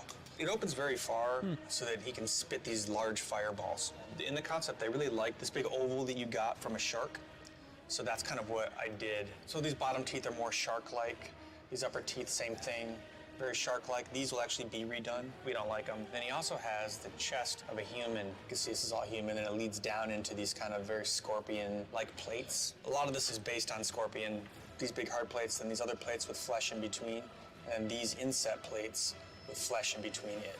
So all of this will move very fluidly, but it's still a plate. The hardest part were the wings. The rest of it's all fairly straightforward. The wings essentially fold up and he walks on these two knuckles. We went back and forth. I quite a mean, bit yeah, on the that wings. would be Wings pretty are hard, especially very when difficult. they're We also actually went to considered Sony with Imageworks their last year, hands. trying to ask them how they did wings, if there's any ideas they had. And they just create two versions, a folded version and an open version. It's very hard to do. The big discrepancy was in how this works. If they transition off fingers, are they a hinge? We needed them to be able to fold up so that the character could swipe. And this is what we came up with. There were always spikes here, but there was also a mane. There wasn't hair on him anywhere else. And it really didn't make any sense to me that he would have a mane of hair and no hair anywhere else. So I kind of pitched Todd on the idea of just spikes. He tentatively agreed. He hasn't cut it so far, so far so good. All of the textures for this character were painted in ZBrush. Where I paint little cracks, there's actually normal map detail of those cracks. So you're really supporting the sculpt and driving home and accentuating the detail that you have in the sculpt. It all works together just to look nicer. It looks more natural. Yeah, trying to get them things that them your hands are your wings. So how do you get it to be on your hands, swiping, and be able to still fly with it? I was working with an animator who had an idea of how he wants this thing to work. And my job was to actually make rig work in the way he wanted it to work. And the solution was I want to have one control that basically makes it look good. So this is a prototype of the wing rig. So here's the main control, and it sort of allows you to move the whole character around. This would be sort of half the body of the Manticore here, and the wing starts with this human-like arm. We could make lots of controls to animate this wing, but animator really wanted to have a single control that would just do exactly what they want. And this control became this guy, this large control in the middle of the wing. So I'll show you a little bit what it can do. So this control can basically mimic the billowing of the wing itself. This animation itself, just be able to pull this up and down and move it around any way you want, drives secondary controls that allows animators to do more precise animations. So that was the really big breakthrough for us, to create something that allows animators animate without having to break it or struggle with many FK controls. And so we're planning to use this rig for pretty much every creature we have that uses bat-like wings. So hopefully, going forward, this rig will work for many years to come. When I first saw the yeah, to be able to get, if you can literally get one section good to where you just gotta do with the minor stuff, the smaller stuff, that makes it really great. Probably the most complicated rig I've seen here outside of the Poseidon fight. The Manticore, he's got all of these tail joints that move around. He's also got this stretchy little pelvis here. We can move up and down. On top of that, he's got all of these wing controls right here. And you can see there's these diamond shapes, and what they do is kind of control where this thing flexes. But for extra control, we've also got these other joints that come in here, and they can actually rotate just to finesse it a little bit. So all of those things included, it's probably 3 or 4 times as complex as Kratos' rig. It's such a strange design. With how Really big having it a hard is, time wrapping my head if around it wasn't It's more not complex until we than actually start to break the guy down something and that's hurt him smaller, that I started I to would be a enjoy little. animating him. I might be concerned. He's got 2 states in the beginning. He can fly around and avoid you, and he's also got a projectile that he can do where he will ignite the ground on fire. He's got this big sweeping attack where he flies across the entire environment and ignites everything. Once he's on the ground, folds up those wings. We had to do a lot of trickery with the wings just to get them to work. You can see the size of these right now is actually a lot smaller than when they're in the air because we're actually scaling the joints down. When we had the wings bigger, they were way out here, so you couldn't quite read what was going on. It's still hard. It's so unique and it's so foreign. People tend to recognize things through silhouette, and this just is completely alienating. When he's on the ground, he's got another tail strike. Tail looks good. He's got another move where he goes to the air and claps his wings. That knocks the player back. And now he's in this hurt state where he's sort of limping around. He's got a lot of the same things. He's got a projectile attack. He's got a tail attack. He's also got this wing attack. This thing is just ridiculous because see how far it moves. It's like twice the length of his body. But it reads all right, and I think it's kind of interesting. I also like how he hops back. It's probably one of my favorite moves. One of the best and worst parts about working on the God of War series is that our creature designs are nuts. As an animator, you're constantly challenged to kind of find ways to make this stuff look good. When you get to make Kratos kill the stuff that you're not that into, it's equally as fun.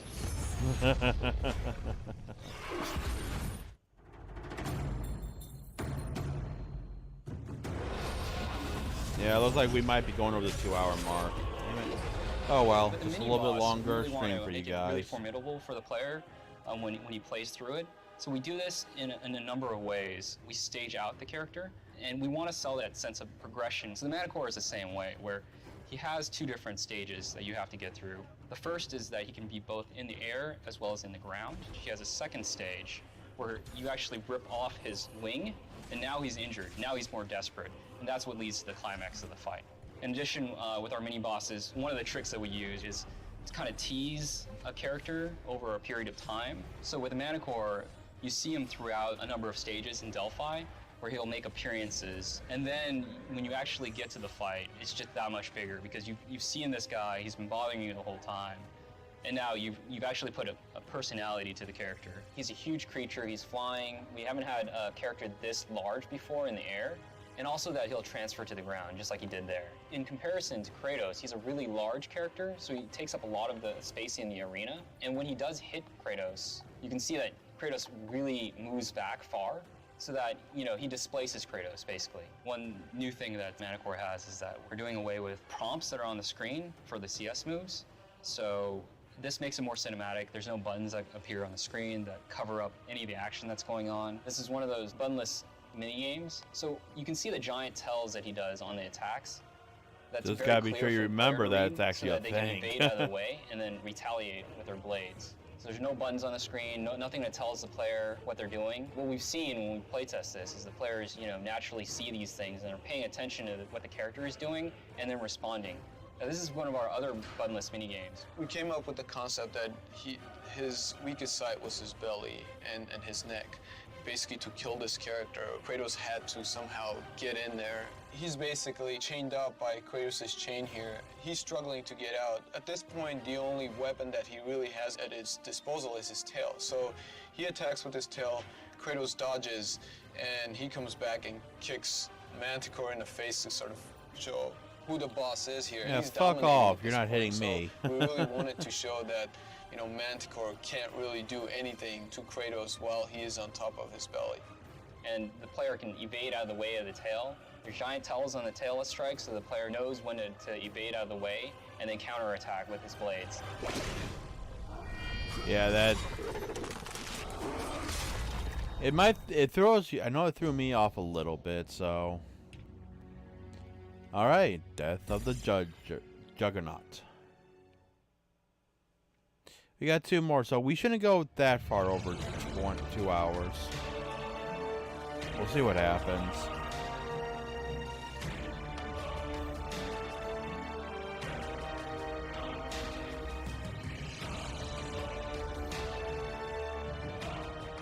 Hi, I'm Todd Pappy, Game Director at God of War Ascension. What you're about to see is a making of video that we've been shooting over about 2+ years. It gives you a good idea of the inception of an idea all the way through to the final product. Keep in mind that this is a work in progress. Enjoy. Traditionally, Minotaur is half man, half bull, and that's what we've gone with in the past. This time around, we're messing with the Minotaur a little bit. The sky is open in terms of what we can do with him. My task for this Minotaur is to bring something different to the table, to the point where we're even talking about taking it outside of being a bull. So it's going to be some kind of new hybrid amalgamation. We're trying to find all the aggressive mammals that we can and trying to bring them together with a human and see what we get. With the Minotaur, it might not even be a Minotaur. The basic structure is that it's got to have the reverse need. It's got to be a somewhat imposing creature that's going to be somewhat of a difficult fight and more of a bully where he always tries to back you into a corner. Whether we go with rhino skin or something like that to add that extra layer and make it feel different. One of the things that we wanted to do this time around was suggest that the creatures had a little bit more intelligence, and we figured the best way to do that would be by including some clothing, some accessories that weren't just armor. So there's going to be a lot more robes and things like that this time around. This is your sort of standard Minotaur approach, you know, the bull head with the horns and all that sort of thing. Here, I'm kind of taking it elsewhere. So this is a bear. A bear? Thing. Here's kind of a robot guy. When Todd and Chris saw this particular creature, there was mostly laughter. Absurdity is an interesting aspect to character design, particularly for this game, because as much as people think that everything that we're doing is totally there is a level of absurdity to every character that we make. That's kind of what makes them and memorable, is that they're kind of a little bit silly, but with fangs. They liked the idea of the bear, and they wanted to see other animals explored with that. So here, there's kind of a crocodile, sort of a rhino mixed with a bullfrog or something. Oh. Here's a rhino. They liked this guy, but they decided that he looked a little too Disney. Here's some boars, standard sort of boar with the big head approach. Oh no, it's too Disney. Throw it out. A little bit more realistic look on the head. And this one appears to be the favorite right now, is this big elephant creature. I mean, these are early sketches, but I'm doing my best to follow the proportions of the Minotaur from God of War 3 so that they would fit the rig and the animations would fit. We looked at rhinos, we looked at all sorts of different kind of characters, but the elephant really stuck. We felt that it would be a great replacement for the Minotaur. After they decided that they wanted to go with the elephant, I started showing them some elephant variations, and this is when we were bringing back in the necessity for... Thank God they got a pretty big studio to be able to do all this. this. There was a lot of back and forth with this, trying to find a lot of the products that I've seen, mainly God of War, really comes out amazing. Ultimately, this is the final never go back to that Ascension gameplay, please. Unless you find a workaround for people who are not that good. Once that stuck, it was... Especially when you have a pairing that sucks ass. Start getting this grayscale and see how he fits on the Minotaur rig. So we got him in game, and then we decided, you know, he's just not big enough. We got to scale him up now. Oh boy! You know, he's an elephant. Like he should look really big on screen. So yeah. We scaled him up like 20%, and I think he looks much better. And really, with this guy, I'm just really trying to get kind of the energy across that he has. You know, he's got a lot of attitude, and it's a really interesting looking character. You know, it's just like this crazy, like rocky elephant dude. So you can see I'm just kind of laying in all the big shapes so I can get a better idea of how much detail I need to put in areas around his body and where I want to draw the eye. Let's say I went in and I just sculpted the body, did all the detailing, like all this armor, like all the armor plating and the skin texture and everything. If I don't go in there at some point and really start getting in the rest of his outfit, I could end up, you know, over detailing and overworking a bunch of areas that no one's ever going to see, and also kind of messing up the rhythms of his forms. Just really trying to lay in and yeah, that's never good, especially if it's a place that you literally cannot see. Right now. It's all pixelated and everything. But what's going to happen is I'm going to just keep subdividing up and going in there and just refining the detail and just like you never want to do things that people cannot see. You know? It's all about what's visible. And he's going to kick your ass. And that's kind of, you know, that's just kind of what I go with. Just a really, you know, like try and go with aggressive shapes and just, you know, make sure that comes across. Elementor came with a lot of challenges compared to previous character Minotaur. It has a lot of elements in it, like long tusk and the trunk. So when I animate, I just don't bother the trunk and do whatever I need to do, and then the trunk comes later. I like the grinder attack. He has this loop of going all crazy. It's like he won't stop at anything, just go for it. Used to be shorter length, but then it got longer. It's 80 frame. Used to be like 50 frame of attack, but it needed time to get it looks really heavy. You have to see how heavy the club is. It's pretty much all about the timing. We timing really is tough creature. everything. I'm not a game designer by any means, the Minotaur kind of served but that role. it In this really one, we step it does up 'cause, show. You know, this is the new God of War. Show For your his stuff. character itself, we wanted someone that wasn't entirely savage, entirely Literally out of just control. lost the train We of wanted thought, someone so that I just spoke obviously nonsense. had a lot of weight, had a lot of power, but was still borderline in control versus pure aggression. This is our test level that we experiment all our creatures in. He's swinging the giant club around. It's reminiscent of his tusks. This shows like he's from a long line of other stronger elephants. He's gonna try to grab me, and then this is one of our instances where you're in an interactive sequence, but you're not having button prompts on the screen. And then here's the kill. Yeah. So you got him pinned down, and like he's I've totally actually, trying to grab as you, you so you guys hit all your saw, buttons, so I've take him out literally as quick as you can. didn't know This is that the satisfying I was moment when you waiting for stab. something to Just prompt tear it me. open and it just pops right out. So it was. God of War is a really gruesome, brutal game. It was so hard. we I always probably try to lost more push the health than I limits. should have. In order to get the head splitting open, our tech artists actually made a seam right here. It splits open, and to actually animate a separate object that we replaced the top of the skull with the zipper tech. It popped open, and this is the brain. So this is where we hide one object. We reveal this one with the actual brain, and this when it pops out. And you know, obviously this is before all the effects and all their departments get their hands on it.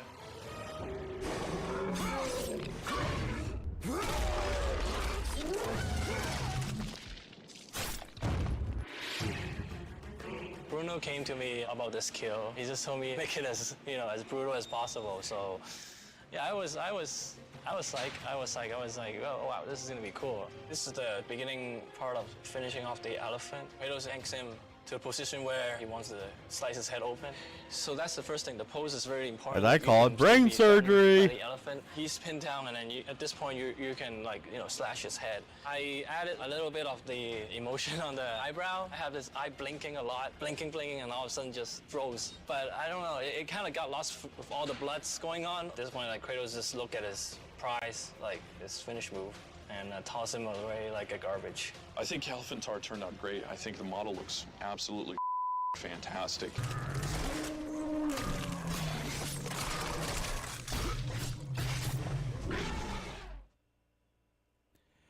All right, yeah, we're going to be going over, but we only have one more to go. So this actually turned out pretty damn well. But Kratos comes to life. So maybe we'll get some reason why stuff happened the way they happened.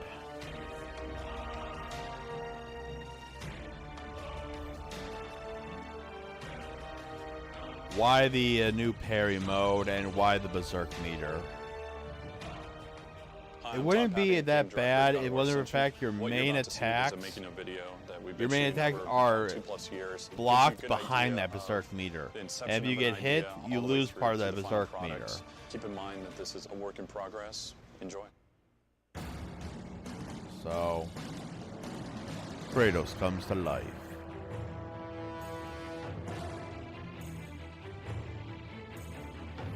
House Today of we're at House of Moves. Moves in Culver City doing what we've dubbed VOMO cap, VO and motion capture at the same time. This is the first time we've done the VO mocap. In the past, we've done just mocap and voice recording completely separate. I love mocap. Love me some mocap. Because the outfits are just hot. The actors being together and acting out the scene, having that The question is that are they just saying that metaphorically, or are they literally hot in it? That moment is through movement and voice. You know, this is a job where we get to come to work and play every day. The things that a friend of mine said, the things that used to put him in detention. Welcome, everybody. Welcome back. You walk into this room, quiet room, it's nighttime, and there's a little girl sleeping. We're actually going to be doing an emotional scene with Kratos. This is one of the rarest cases, so it's going to be awesome. I have missed you, child. And one thing I didn't mention before you say the line and you're looking at her, only time we've ever seen you smile. Smile at your daughter. In this one, we're trying to show off a little bit more of his humanity and seeing him smile, seeing him kiss his kid, seeing him hug his wife. After this, he really starts turning into supreme. I would actually just go all that you lost can be yours once again. He's a little bit different guy in this one, I think, which I'm happy about. It's kind of the last moment of him having any kind of humanity in him. She has grown. Been away far too long.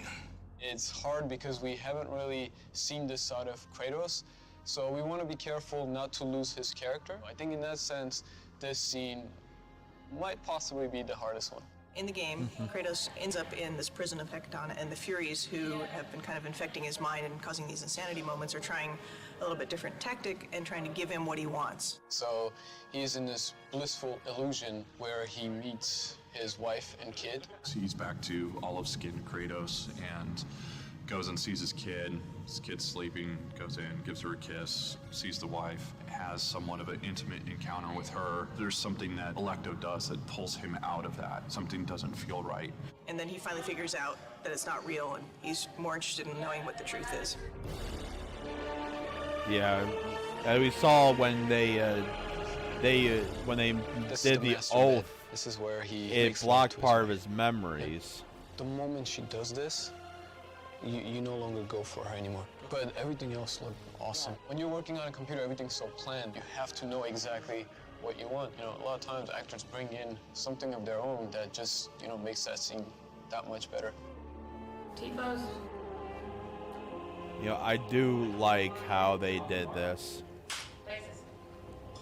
When they, I really liked how they did parts is this. being able to work with other actors. It's like theater.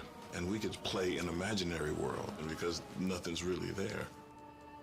I try to push them interacting with each other more. I want to try to get that emotion through TC's acting as well as his voice. I will never return to Lord Ares. Never! TC, I love that hold. Yeah, with the hand. Very good. The hard part is over, Spartan. Jennifer stood out as she had the right voice for it. It was sultry. And out of all the Furies, that's what we're looking for Alecto, and being able to do the wife as well and sell those intimate encounters better.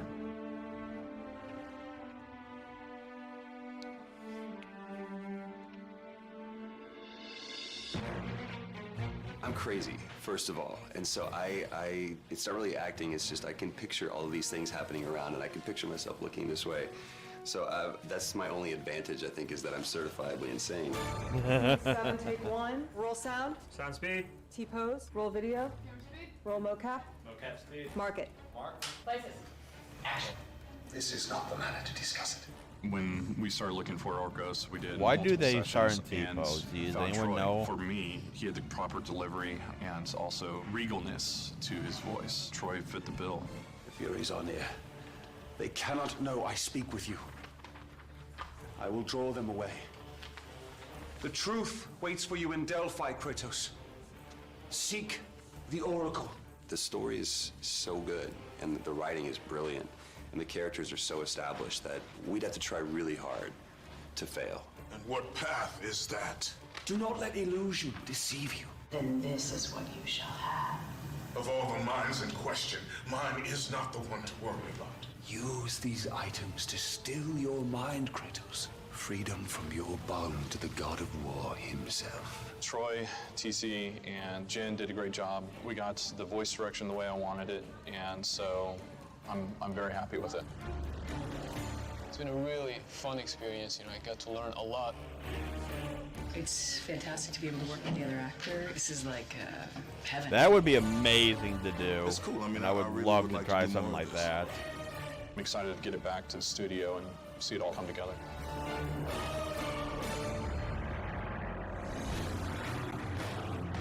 We got a lot of great performance from our actors, and now it's time to implement it.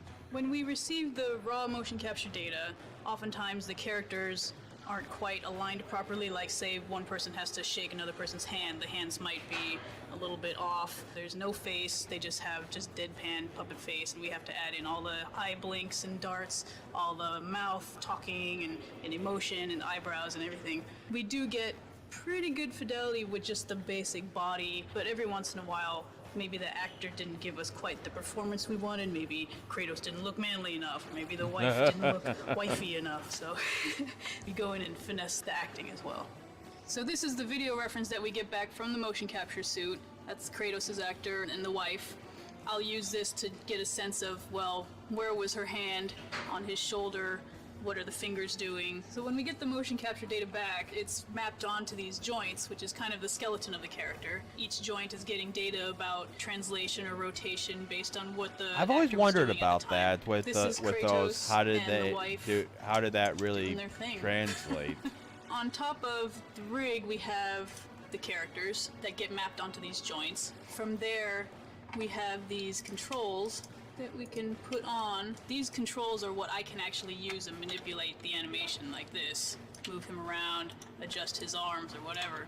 So I will often take this data, copy it into my scene with the environment, and then start adjusting his hands or his torso to make it look a little better.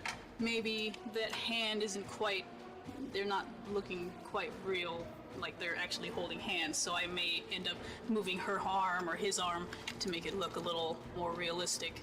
So this scene has quite a lot of dialogue in it, but when we get the motion capture data back, it's not there. There's no audio, and you can see the mouths aren't moving, there's no facial animation happening. So what I will do, So I'll bring it that's into my when scene. you have to So within my do scene, that. All that you have I've got lost the will be audio yours running. once again. It is not real. We have these sliders where you can control his eyes, his eyebrows, or his mouth, and make these phonemes, which are basically the mouth shapes for when he's talking. So if I move this slider up and down, you can see his mouth is opening. And this is all done by hand. It's not part of the motion capture data. It is not real. Here we have video. Well, it's not references just on surprising pieces of space because that we can study. they don't Like, have you any really dots see on the where the details mouth of is. every blink and every mouth It probably would shape. be uncomfortable. It's very difficult to get subtle nuances when you're animating by hand without doing a lot of effort and work. For these emotional scenes, we wanted to get that subtlety, and in a game production, it's just we don't have time to spend getting all those nuances by hand. So the motion capture really helps save us some time. Your mind is strong. Oh yeah. But your skills are still without equal. Do you have business with me? I have been away far too long. You can see her in the morning.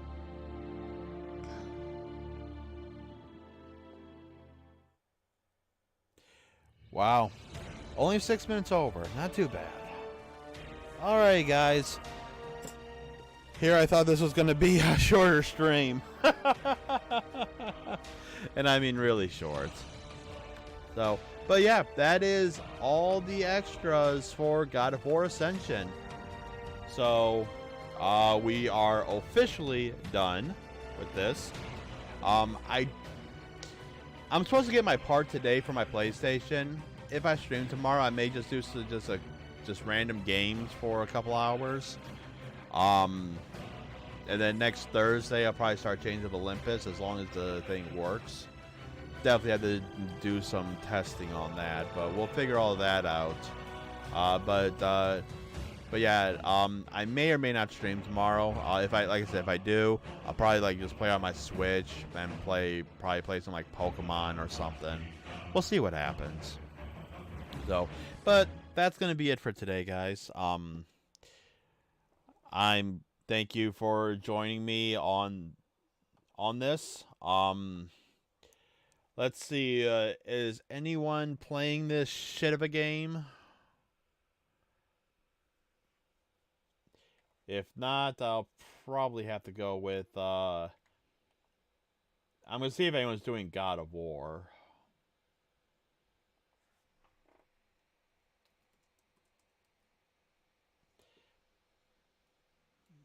Like I said, it definitely gives you more of appreciation on Holy shit. So you actually got 2 people playing this. Let's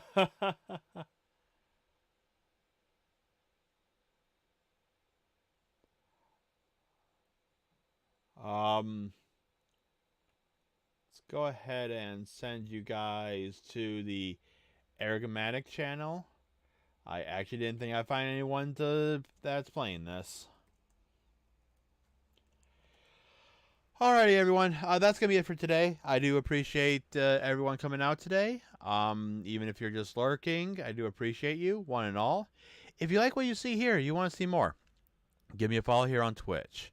Subscribe to my YouTube for any past content. Also up on YouTube, comment, give me a like. Comment down below what you enjoy and stuff I can improve on. I'm always looking for feedback. Also, follow me on Twitter for some minor updates. Don't expect much. But better updates and a chance to talk to me off stream, join my Discord. Everything is down below the stream and in the description on YouTube. But as usual, I've been your host, Revo. And until the next stream, stay true